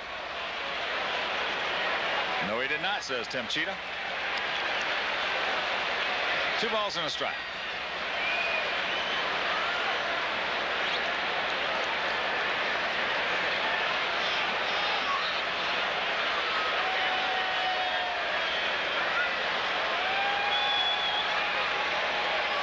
Oh, Lordy. Did he get... Jeez. It's pretty tough to do that. It is. Last pitch he fouled back over his right shoulder. That's tough to do too. I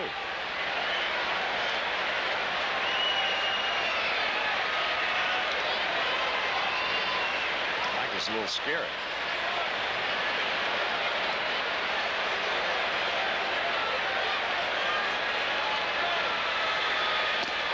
High slider.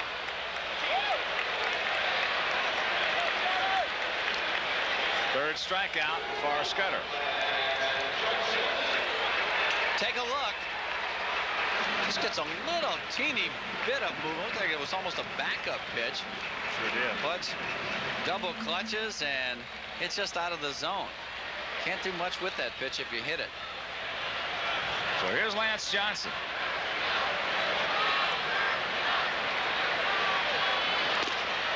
Takes it outside, and reminder, the only official fan club of the Sox is the Coca-Cola Silver and Black Pack. Now, that's open to kids 6 to 16, and members receive 6 coupons good for 3 Sox games, membership card and certificate, club wallet, stickers, and newsletter.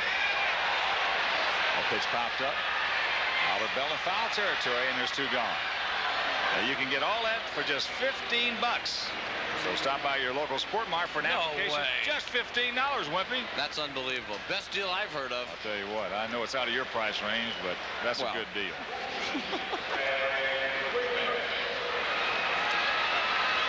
Eric Plunk, Solamente, and the Cleveland pen.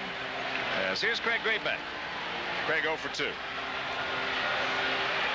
Last time up hit a Scott Scudder curveball to the second baseman.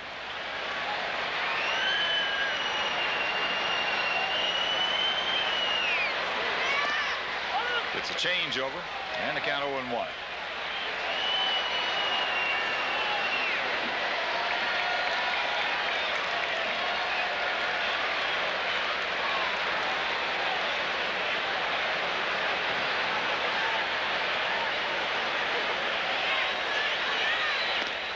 There's a slider, and it's 0-2. So the change for a strike, slider for a strike. Total's identical.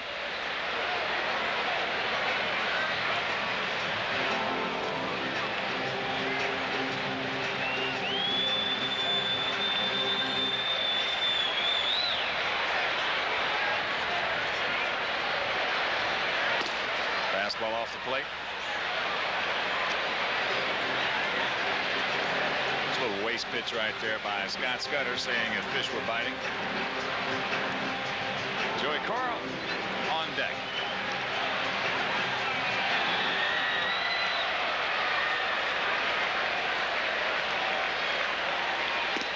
Curveball, got him. Boy, there's the Jim Dandy. 1, 2, 3. Bar Scudder here in the 6th, and after 6, tied at 3. Going to be a little bit closer than this. 3-5-0 for both ball clubs, and all the runs, ironically, came in the 3rd inning.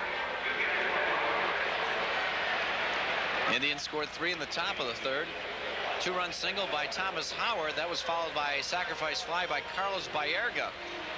Bottom half of the inning, Big Frank had an RBI single. This came with 2 out, and then George Bell drove Frank home and himself with that 2-run homer. So that's the scoring so far. Here's Greg Hibbert working his way into the 7th inning. Glenallen Hill, the leadoff man, takes a changeup inside. Cleveland had a great opportunity in the 6th. They had runners at 1st and 3rd with nobody out. But then Hibbert popped up Albert Bell, and Carlos Martinez flied to shallow right center field. Second baseman Joey Cora made the play. Mark Lewis should have tagged and scored. Would have probably scored easily. With 1 out, he stayed at 3rd. And he got Mark Whitten the ground out to end the inning. So no scoring in the 6th, as Hibbert did a good job pitching out of that jam. And now a 1-1 count on Hill.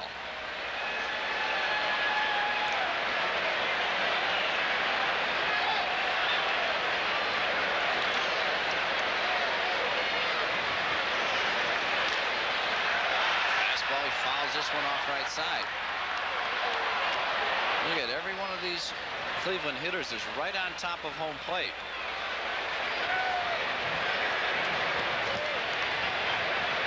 There you see where Hill has the open stance way deep in the batter's box. But he is close to the plate. Fastball inside, hit it. 1-2 fastball. Hibbert just came inside too much.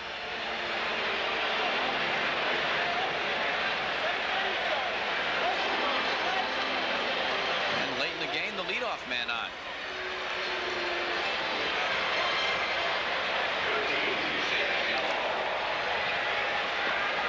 There you see it. I thought he got him on that front elbow. So Hill gets to first base. He's still walking around, kind of feeling that arm. Looked like he may have got it in the wrist or halfway between the wrist and the elbow. Jimmy Warfield, outstanding trainer for the Cleveland Indians. Was he there when you were there? Hawk nods his head yes. He was there. It looked like he got him on the wrist. Oh, he does a good job. Herm Schneider, Jimmy Warfield, two of the best.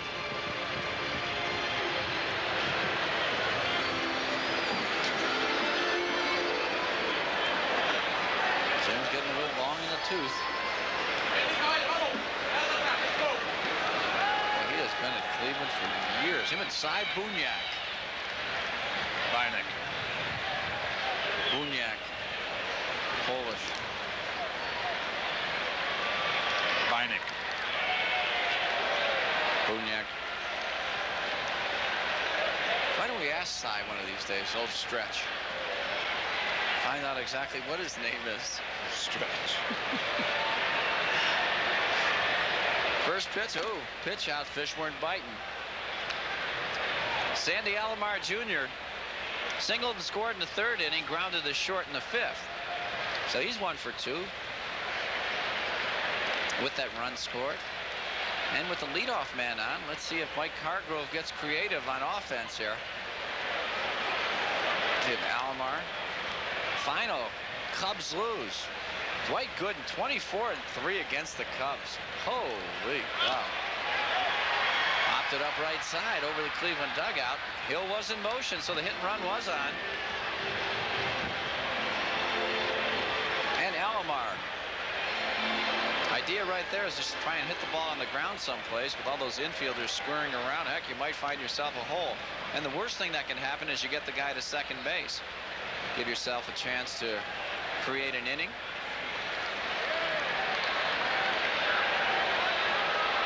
So the 1-1 pitch coming up with Hill the runner at first. Glenallen 2 for 2 in stolen base attempts in '92 season.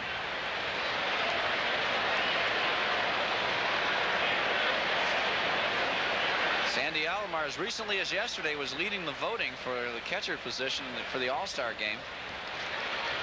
Quite honestly, he doesn't deserve that honor. Chris Hoyles, of course, Hoyles is out for about 6 weeks now with a wrist injury. Mickey Tettleton, there's a fly ball deep to left field. Tim Raines going back. He's at the warning track, and he makes the catch. And once again, Alomar showing warning track power. Caught off the crack of the bat. It looked like that ball had a chance to get out of here.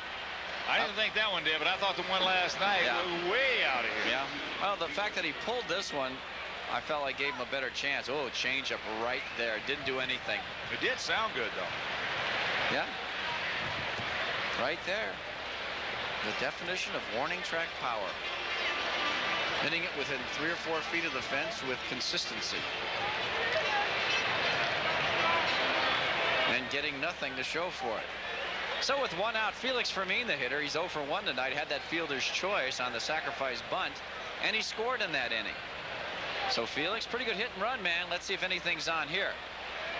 No dice, fastball right there. Felix, a .238 hitter as he stands in.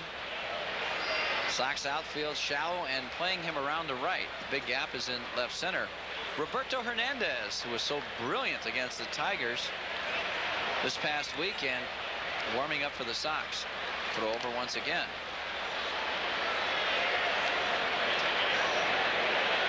And there's that look at that Sox defense, the way they line up. Deacon close to the line and right. Fermin, a high fastball hitter. Whoop, ground ball right side. Joey Cora take him right to the bag. The gray bag, yes. 4-6-3, and Hibbert pitches out of another little bit of a jam. So as we go to the 7th inning stretch, we still got a 3-3 ball game. Joey Cora will lead off the bottom of the 7th inning. 3 runs, 5 hits, no errors for both teams.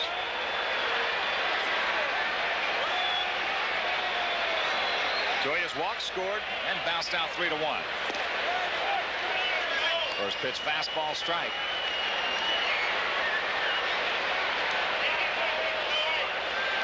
Door's pretty good golfer. He is? Why? He is? I mean, he is. 0-1. Slider. Baerga sucks it up and throws him out. So 2 pitches, 1 out.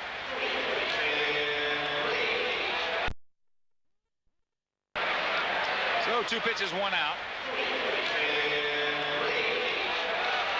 And that'll bring up the leadoff hitter, Tim Raines. Tim is single, struck out, and bounced to second.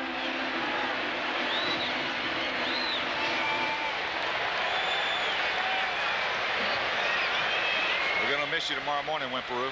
Off day, going out to 7 Bridges. You and I would have absolutely got killed by Roger and Brett.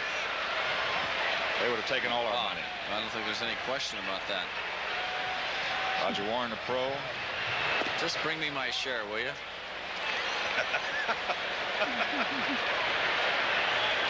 I love that place out there. I'll tell you, that is a fun place. What a great atmosphere for a public golf course. My goodness.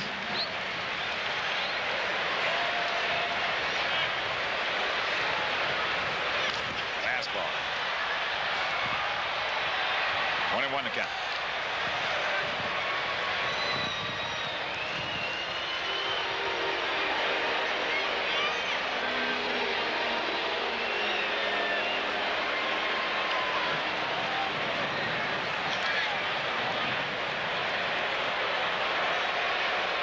Dial it up, Brock.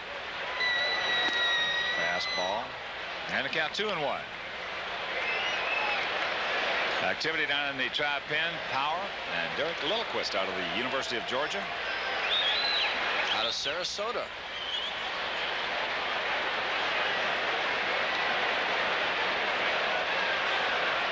Fastball hit hard into center field. Thomas Howard going back. It's not going to be able to get that one. That's off the base of the fence. So Rock in with a leadoff double. Yes.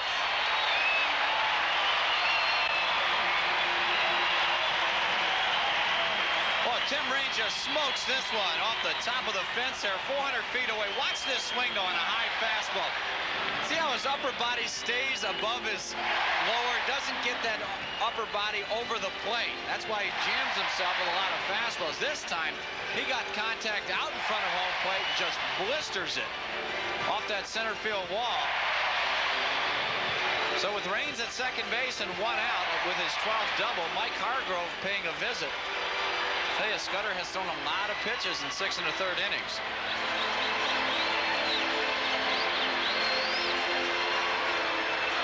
Tim Raines, as he's going to go to the left-hander Derek Lilliquist. Tim Raines, in certain situations, can still turn a 30-30 around. No, you know, we've seen it against Roger Clemens. We've seen it against Nolan Ryan. But right here, breaking the action, as Scott Scudder will depart. We'll be back to give you the numbers on Lilliquist right after this. Here's some baseline. Sox with a 4-game winning streak. Longest in 92 has been 6. Sox since 1982, 43-19 versus the Tribe in Chicago. Ooh, that's big. And the Indians are currently 1-5 on this road trip and batting just 197 as a team. And the new pitcher, the former Georgia Bulldog, Derek Lilliquist.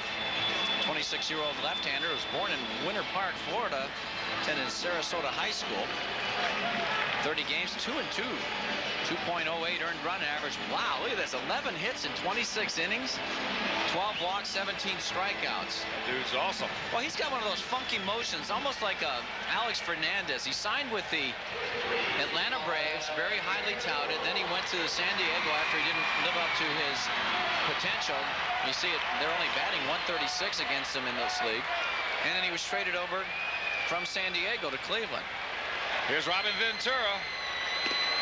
There's that slider just off the plate. Robin fouled to third, bounced to first, and walked.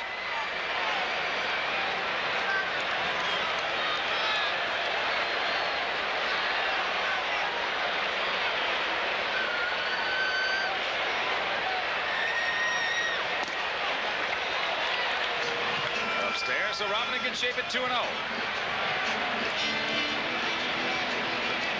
3-3 tie, bottom of the 7th inning. Raines. At second, 1 out.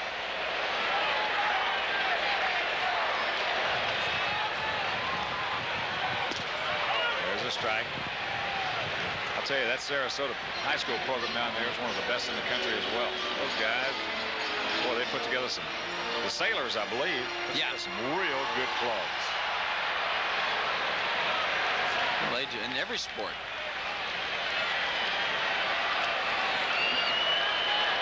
Here's the 2-1.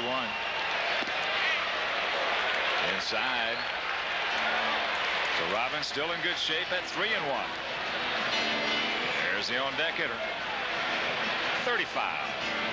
The big hook.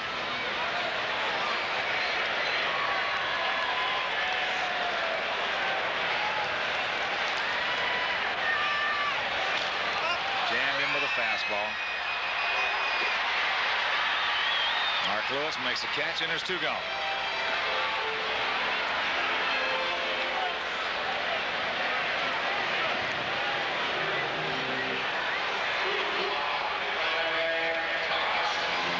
Now what do you do?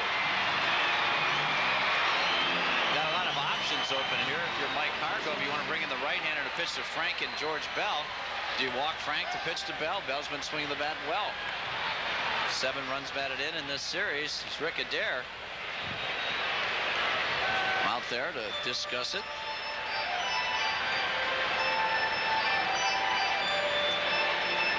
Mike Hargrove, as you mentioned, got a couple options.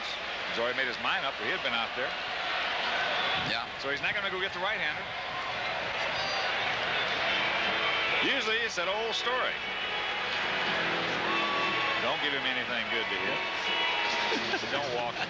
But if you do walk him, it's all right. So he covers the whole bases right there. It's your walk. It's not mine, though. So 2 out, and they're going to pitch to it.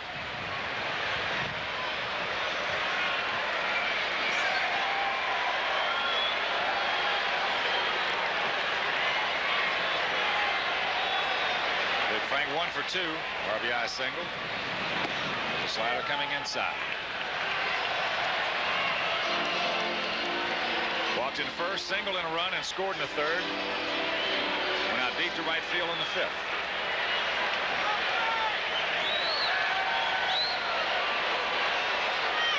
Slider upstairs, 2-0 the count.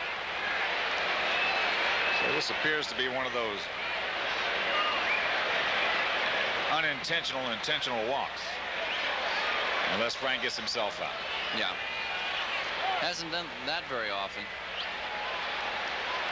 Of course, the only way you're going to get Frank to chase a bad pitch usually is it's something down. Upstairs, he knows that he knows he's a better low ball hitter than high.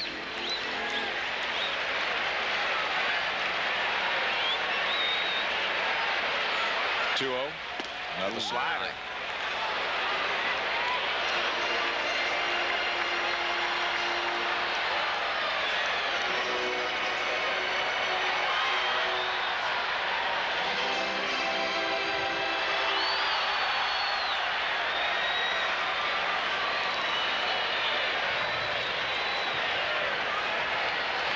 Slider inside to count 3-1.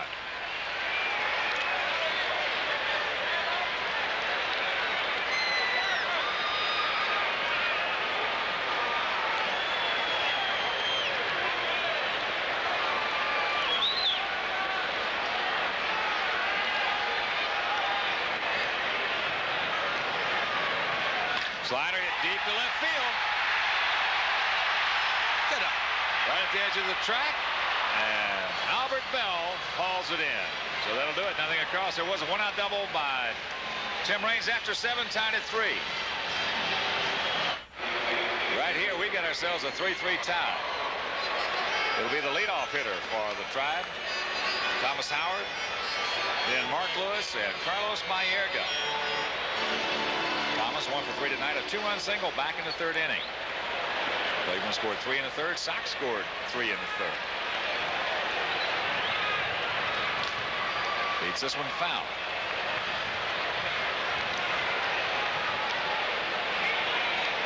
Baron Houston was Oklahoma State's all-time leader in scoring, 2,379 points, rebounding 1,190, and blocks 223. Jeez. That's about what I did. He averaged 20.2 per game, 8 rebounds. Named Big 8 Co-Player of the Year along with Doug Smith as a junior. Didn't he have some injury problems this year? Thought I read that. I don't know. Here's a 1-1 pitch. Curveball way high and outside. Just slipped right out of his hand. Activity. You see Roberto Hernandez. Don Paul.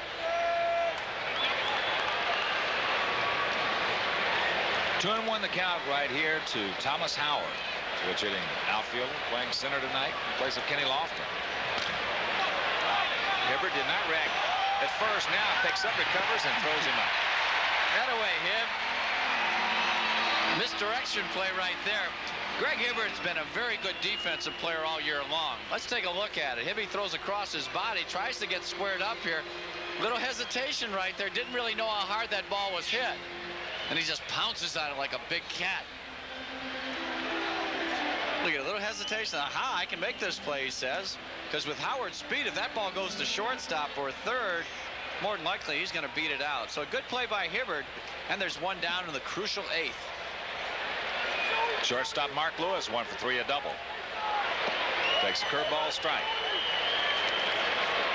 This guy's had the best at bats against Hibbert. Smoked a couple to right center. He actually has had the best at bats against McDowell. Yeah. As well. He's hit fastballs hard. Almost every fastball thrown up there. He has not let it go by. Well, they couldn't get that change in the count 0-2.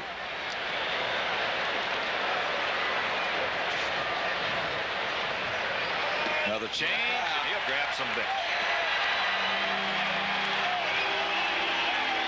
Second strikeout for Hibbert. Nice Nicely done by Hibby. And there you see, threes were wild in the third inning. But then, Greg Hibbert regrouped, working on a 5-hitter as we speak. 2 out in the 8th inning, nobody on. Carlos Baerga, 1 for 2. Sacrifice fly back in the third.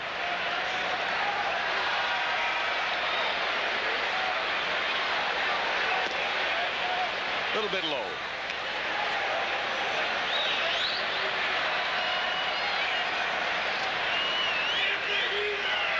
Sox with an off day tomorrow before taking off. Play 3 in New York and 3 in Cleveland. Do we have to? I like Cleveland. What do you know? No, Cleveland's a great city. It really is. It is. It's just nice. I just can't wait for them to get that new ballpark built. Stay in a nice place in Cleveland. It just spoils your whole day when you have to show up for work. That's right. Boy, what a bad place to go. My goodness mercy.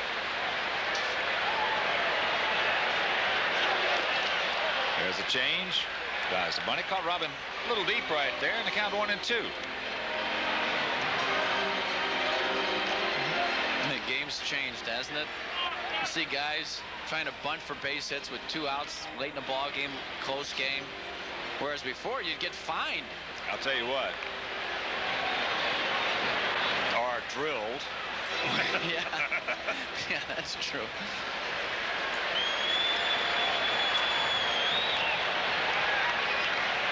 The 1-2 pitch. Look at this. This guy can hit. Yes, he can. He's got a chance to be an outstanding player. I'll tell you, he can turn that double play as well. Oh, boy. And he hangs in there. Strong throwing arm. Baerga. He's been, what, 22? 23. Just turned 23. I keep putting that double deuce on him. He is definitely a player. Switch hitter. He's going to hit for power. He's a smart hitter, too. He goes the opposite way. Situations. You don't see that very often in young players nowadays, knowing the right thing to do. The dangerous Albert Bell. Bounce to third, bounce back to Hibbert. Then he popped to third. Got a hanging curveball last time up with men on first and third, nobody out. Popped it up. Takes the strike.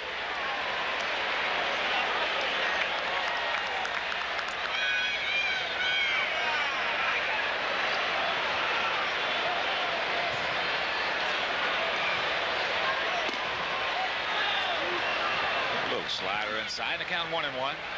As we mentioned, Baerga 4 for 5 in stolen bases. Outfield very deep, as they should be. There's a slider inside, so the count 2 balls and a strike to Bell.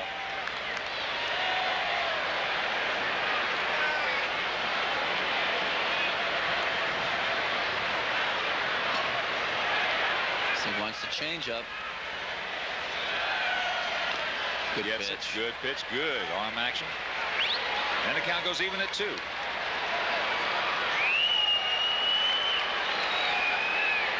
Albert looks like he's trying to pull everything. Of course, he jammed himself unmercifully that one time, so he might not want to do it again. So might as well throw it again. That changeup. It's Hibbert's bread and butter. Well, the one thing he didn't want to get beat on here is a fastball up. Right. Comes the change. Pops him up right side. Joey Cora now, Warren Newsom. Makes the catch, and it'll retire the side. I think because it was a hit after 7.5, 3-3. George Bell will lead it off here in the bottom of the 8th inning. 3-6-0 for both clubs. George 2 for 3 tonight. A 2-run homer back in the third. His eighth of the season. He now has 39 RBIs.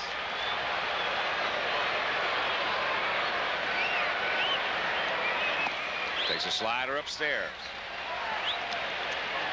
Sean Abner has come out on deck to hit for Warren Newsom. Come on, George.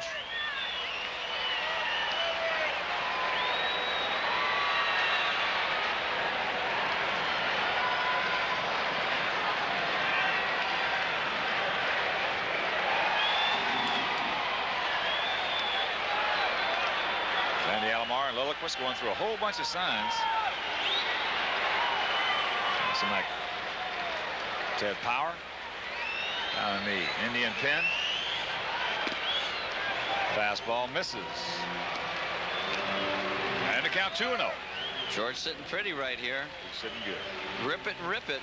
I said last time how George it looks like he's got a lot more bat speed at the plate. Well, you get more bat speed when you keep everything closed that much longer. If you open up early before the guy delivers the ball, everything slows up. You get out of kilt, and you really can't develop any sort of bat speed going through the zone. George staying closed a little bit longer now. Aha! It's 3-0. There's Mickey. Hi, Mick.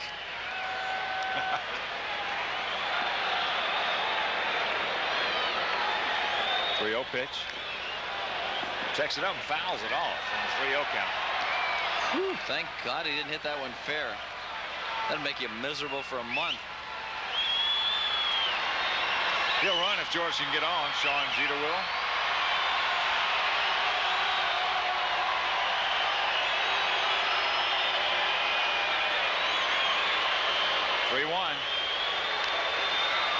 George just a little extra movement right there.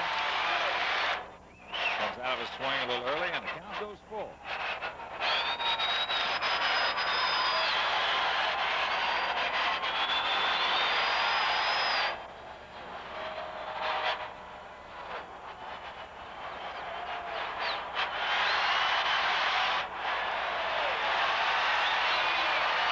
Slider. Ooh. George had it locked up dead red. Well, you can see that Lilliquist really likes to throw that slider. As you look at Mike Hargrove, the Cleveland skipper. When he was with Atlanta, he was a big prospect. Good movement on all of his pitches. Very difficult to put in play. Slider pops him up right side. Carlos Martinez makes the call. Now Carlos Baerga calls him off.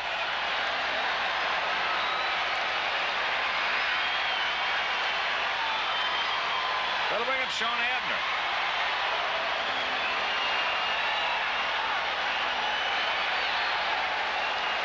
Look at Mickey. Career high 3 hits yesterday. He was my pick to click. McDowell just pitched a little bit too good for him to win. 11 starts and 92, 339 average, 13 for 39. Say what, with this funky left-hander out there, I just soon see him leave. Oh, I had too. Lilliquist. Yeah, get him out of there. Get that righty versus righty matchup.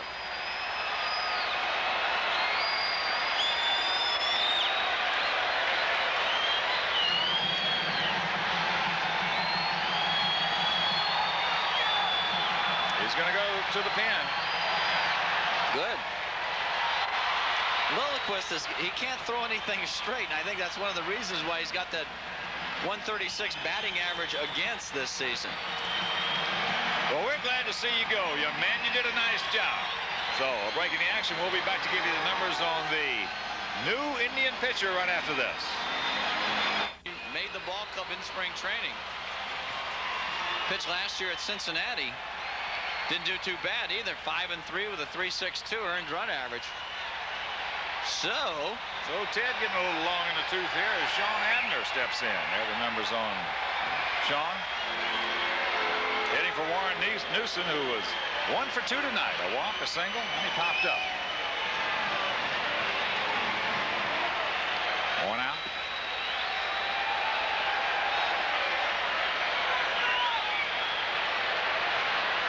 Slider off the plate. 3-3 tie.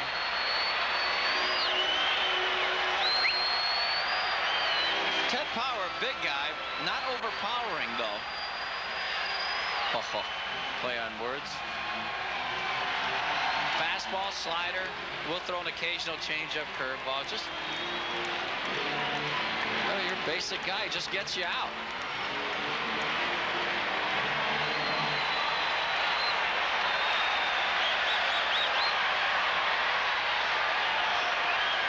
Pitch. Another slider. Way underneath that one. 2-0 the count. Outfield, they're deep. Straight up. 3-6-0 for both clubs.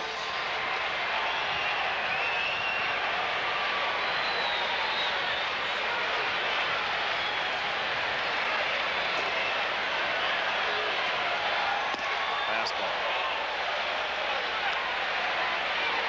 2-1 to count.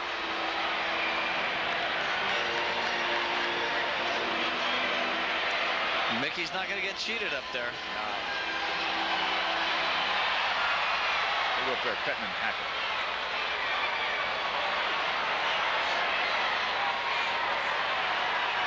Hey, good seats.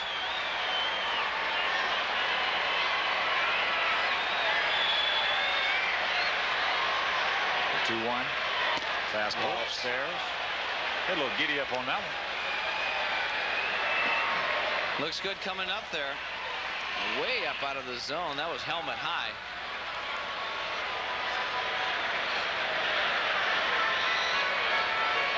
Almost a little scraper out there to get some dirt out from between his cleats.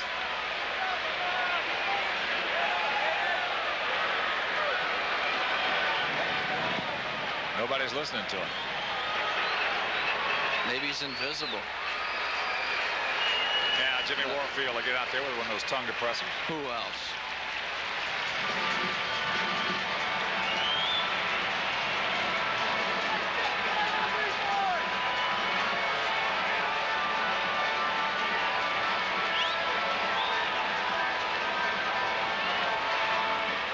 So he gets us all neat and clean, his spikes.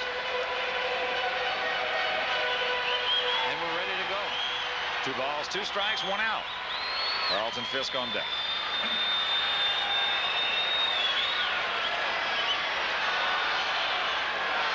Fastball. Fouls it back.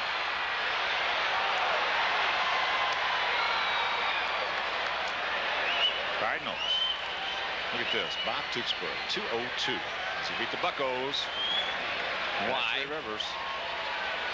Boy, there's a classic example of a guy who can't throw hard doing one heck of a job. Oh, boy. Just pitches.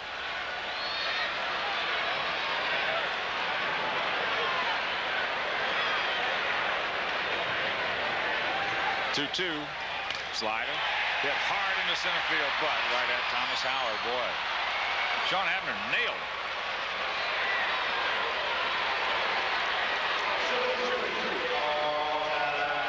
So 2 out and it'll bring up Carlton Fisk.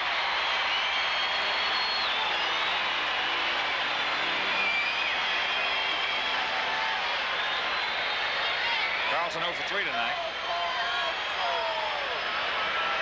He's been out in front of every fastball. Big time.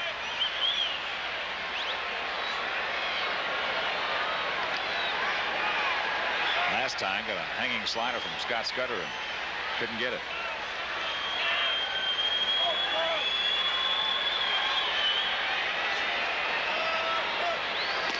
Fastball outside.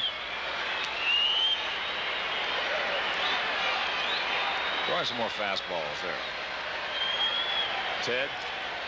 Throwing on the inside. No, he'll hook it foul. Inner half. Looks like Pudge is pulling off that ball on the outside. Slider high. So the count 2-0.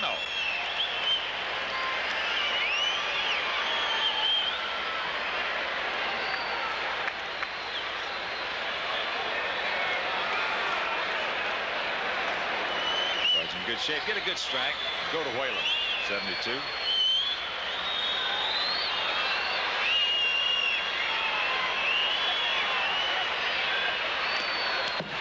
Fastball to the outside corner.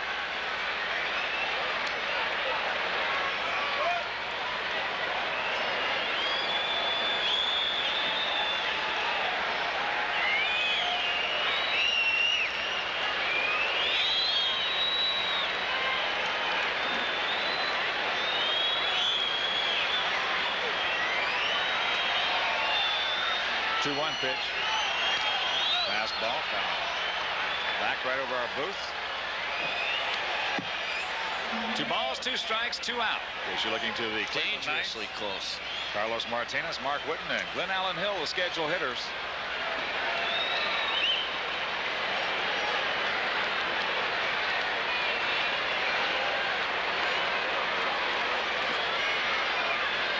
Outfield deep.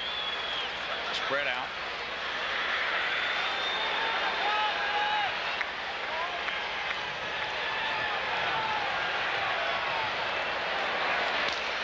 Breaking ball, pops it up. Carlos Baerga. So Ted Power comes in, retires Abner and Fisk. They'll go to the 9th, tied at 3.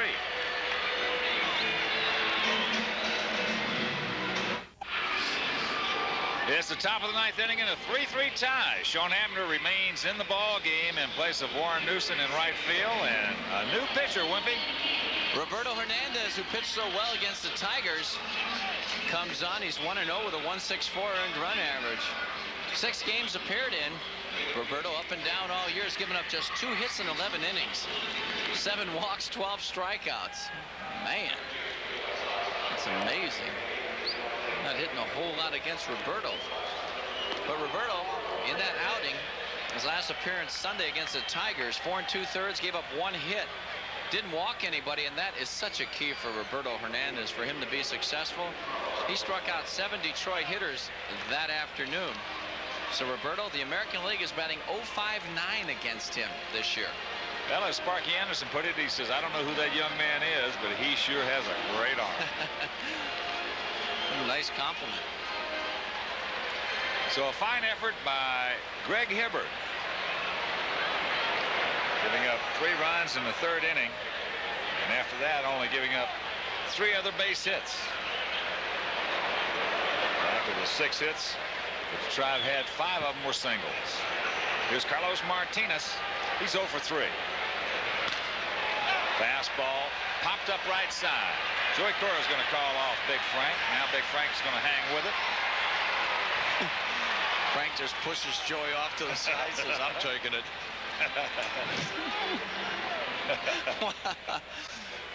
All right, Frank, you can have it. Get out of here. Poof. I'm a little bit bigger than you, Joey, he's saying. So 1 pitch, 1 out, and here's Mark Whitten. Struck out, bounced to first, and hit into a fielder's choice. Outfield playing him to pull.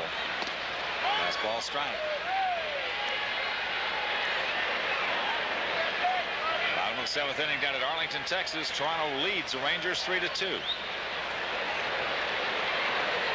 Top of the 8th at Royal Stadium, New York 5, Kansas City 1. That splitter low, and the count 1-1. Bottom of the 8th at County Stadium, Orioles and Brew Crew locked up at 4. The games this afternoon, Minnesota is crushed.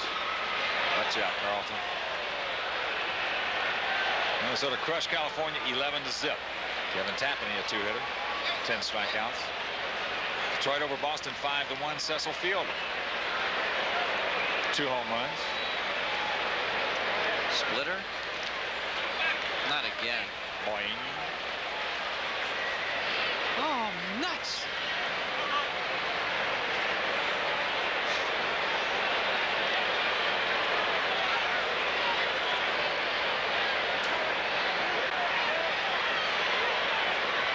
Into the count.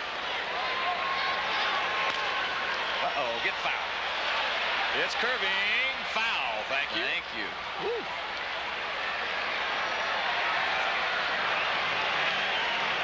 So the count remains a ball, 2 strikes with 1 out. In case you're looking to the Sox 9th, it'll be the lower 3rd. Scheduled hitters are Lance Johnson, Craig Graybeck, and Joey Cora. Terry Leach down in the Sox pen, 38-year-old veteran. Oakland beat the Mariners 7-2. I believe that's the 12th straight time the Mariners have lost at the Coliseum.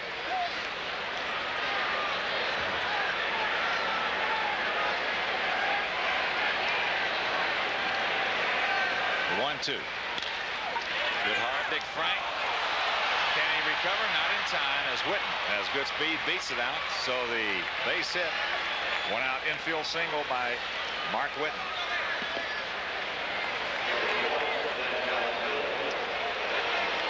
Split finger pitch. Witten gets the head of the bat out, hits it hard down the line. Frank not on exactly on the line.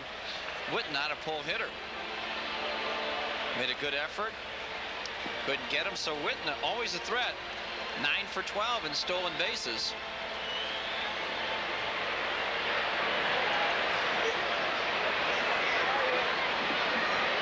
That'll bring up the DH, Glenn Allen Hill. He is 1 for 2, a single. He started off that 3-run third with a single to left field. Change from here. He's popped it out there. The ball gets away from Fisk, so Witten moves into second base.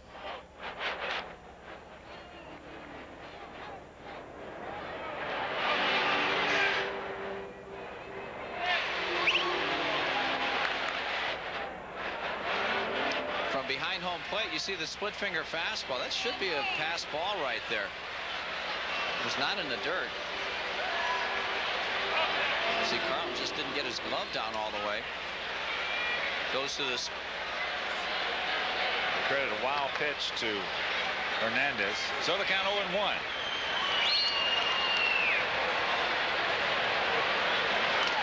Fastball. 0-2 the count. All finals in the National League. Montreal beat the Phillies 8-1 up in Canada. The Braves make it 21 out of 24. They shut out the Giants 5-0. Smokes. Cardinals over the Pirates 4-1 in Pittsburgh.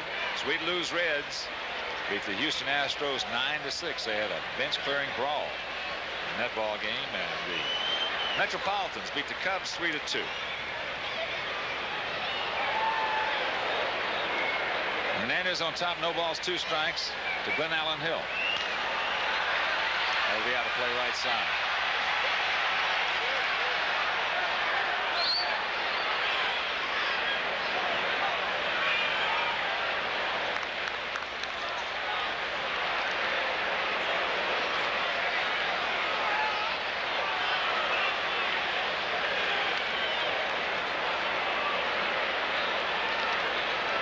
Actually, these Cleveland hitters match up better against Hernandez than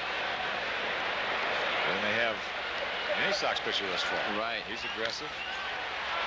They're aggressive as that's popped up right side. Now Joey Cora. Call off Big Frank. Makes the catch, and there's 2 gone.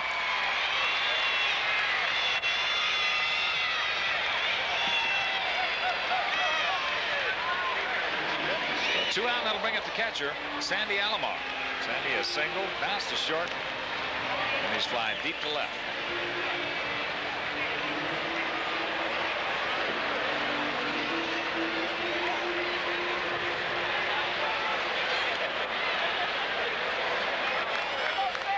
Outfield playing him spread out and straight up.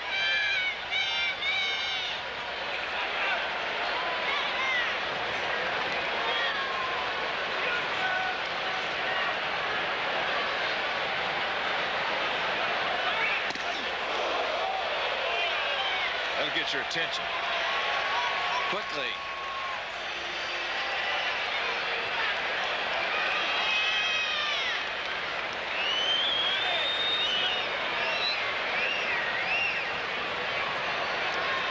Double-barreled activity now. Terry Leach and Scott Radinsky, the southpaw.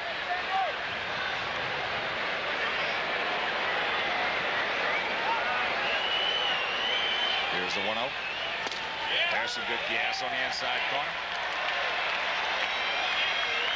I like that. Yeah.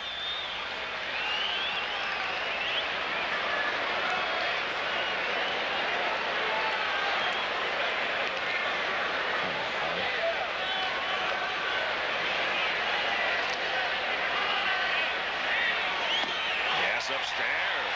And the count 1-2.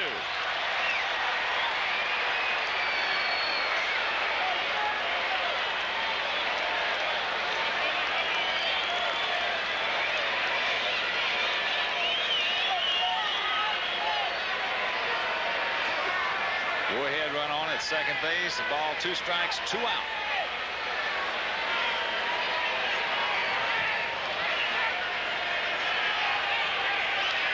Fastball, got it down just a little too much. Got to keep it up. I don't think he can catch up to him upstairs. No, it doesn't look like it. Not many guys can. You saw what he did to those Detroit hitters. That high fastball just ate them up all afternoon on Sunday.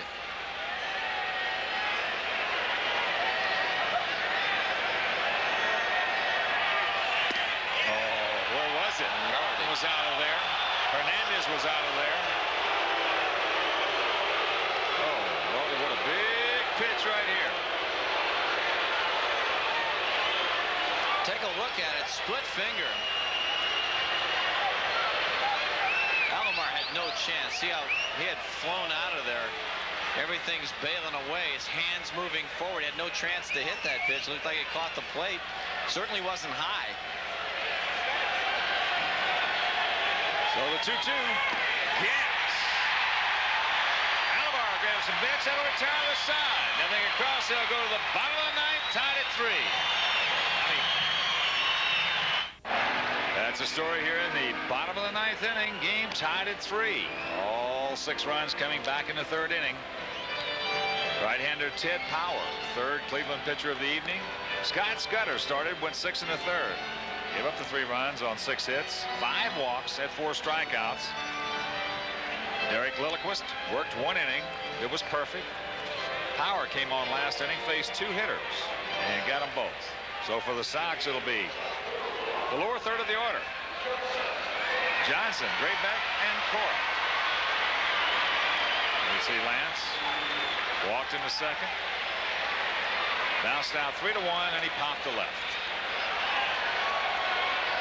Outfield swung well around to the left. Corners in close. Fastball off the plate. Let's give him some good eye up there, Lance.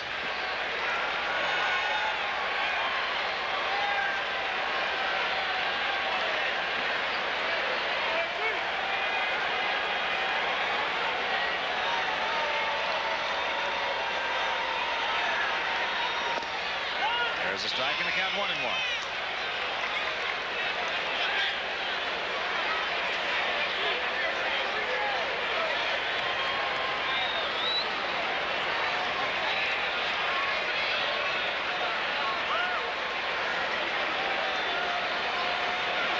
Fastball ripped right back through the middle by Erga. Cannot make the play. Leadoff man aboard.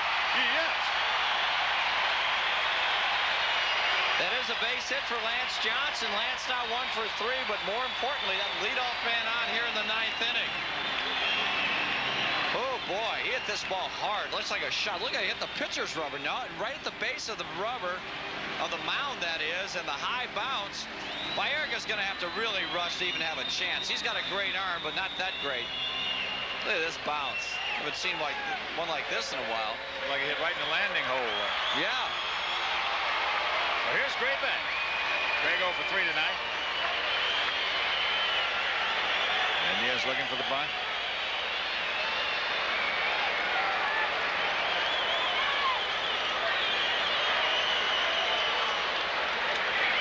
Squares the bunt. As it not caught by Carlos Martinez. What an effort by Carlos Martinez. Great try.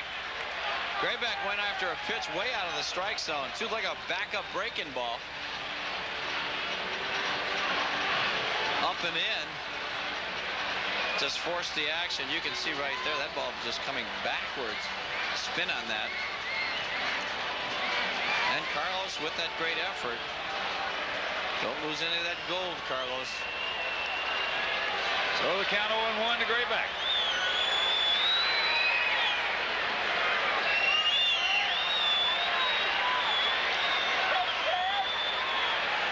Another slider low and away.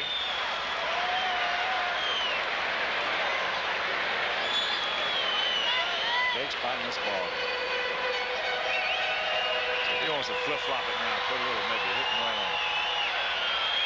Good speed at first. Exactly. Johnson. Even if he misses it, he still might steal it. Good chance of that. Alomar's had a tough time getting a handle on that ball in stealing situations in this series.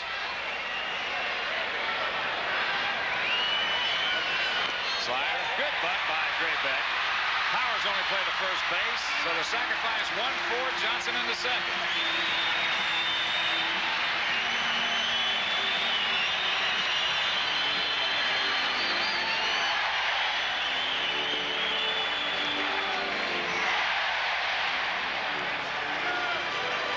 Activity down in the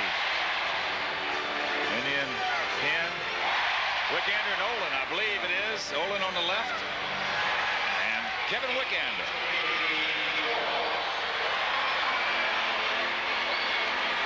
So the winning run at second base. And here's Joey Cora. Cora has walked, scored a run. Bounced out 3-1 and bounced out to second.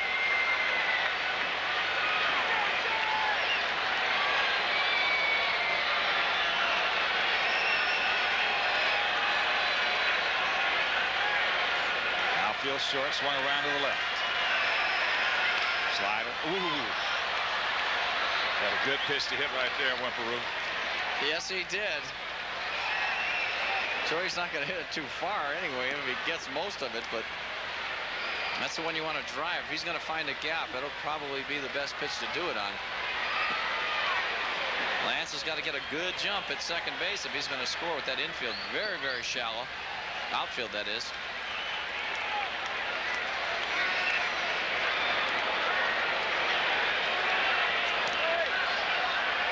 One strike pitch.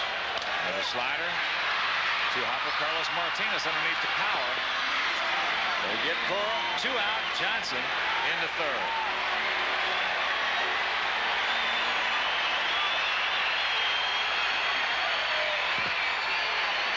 Now there's a lot of different ways to score from third base with 2 out. Hargrove on his way out to the mound. He may want to bring in the left-hander because Timmy's swinging the bat very well from the right. Bring in the left-hander, make him swing right-handed because Raines has been swinging the bat well left-handed all night long.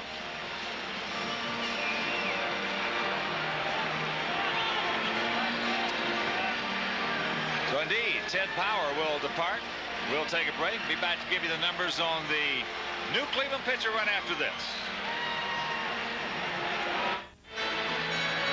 Kevin Wickander is the new Cleveland pitcher. 18 games, no record, .338 earned run average. Kevin has 1 save, given up 20 hits in 18 2/3. He's walked 14 while striking out 20. He appeared in game 1 of this series. That was on Monday night. He worked an inning, gave up 2 runs on 2 hits, walking 1 while striking out a hitter. So Tim Raines has a chance to be the hero. Base hit will score Lance Johnson with the winning run, but there are 2 outs here in the 9th inning and a 3-3 tie. There you see Timmy 2 for 4, that double and single.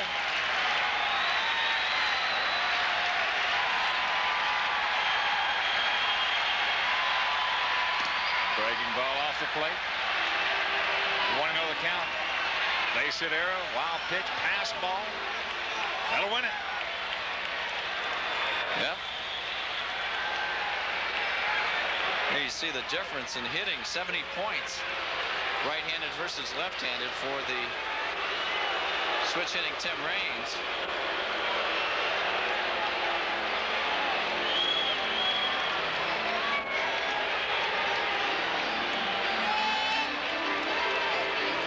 Totals identical.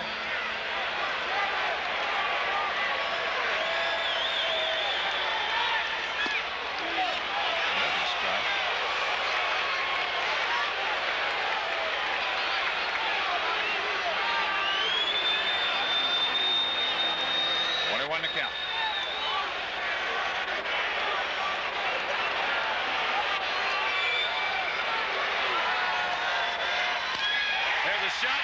Base hit into center field. Johnson scores. Sox win it 4-3. Yeah.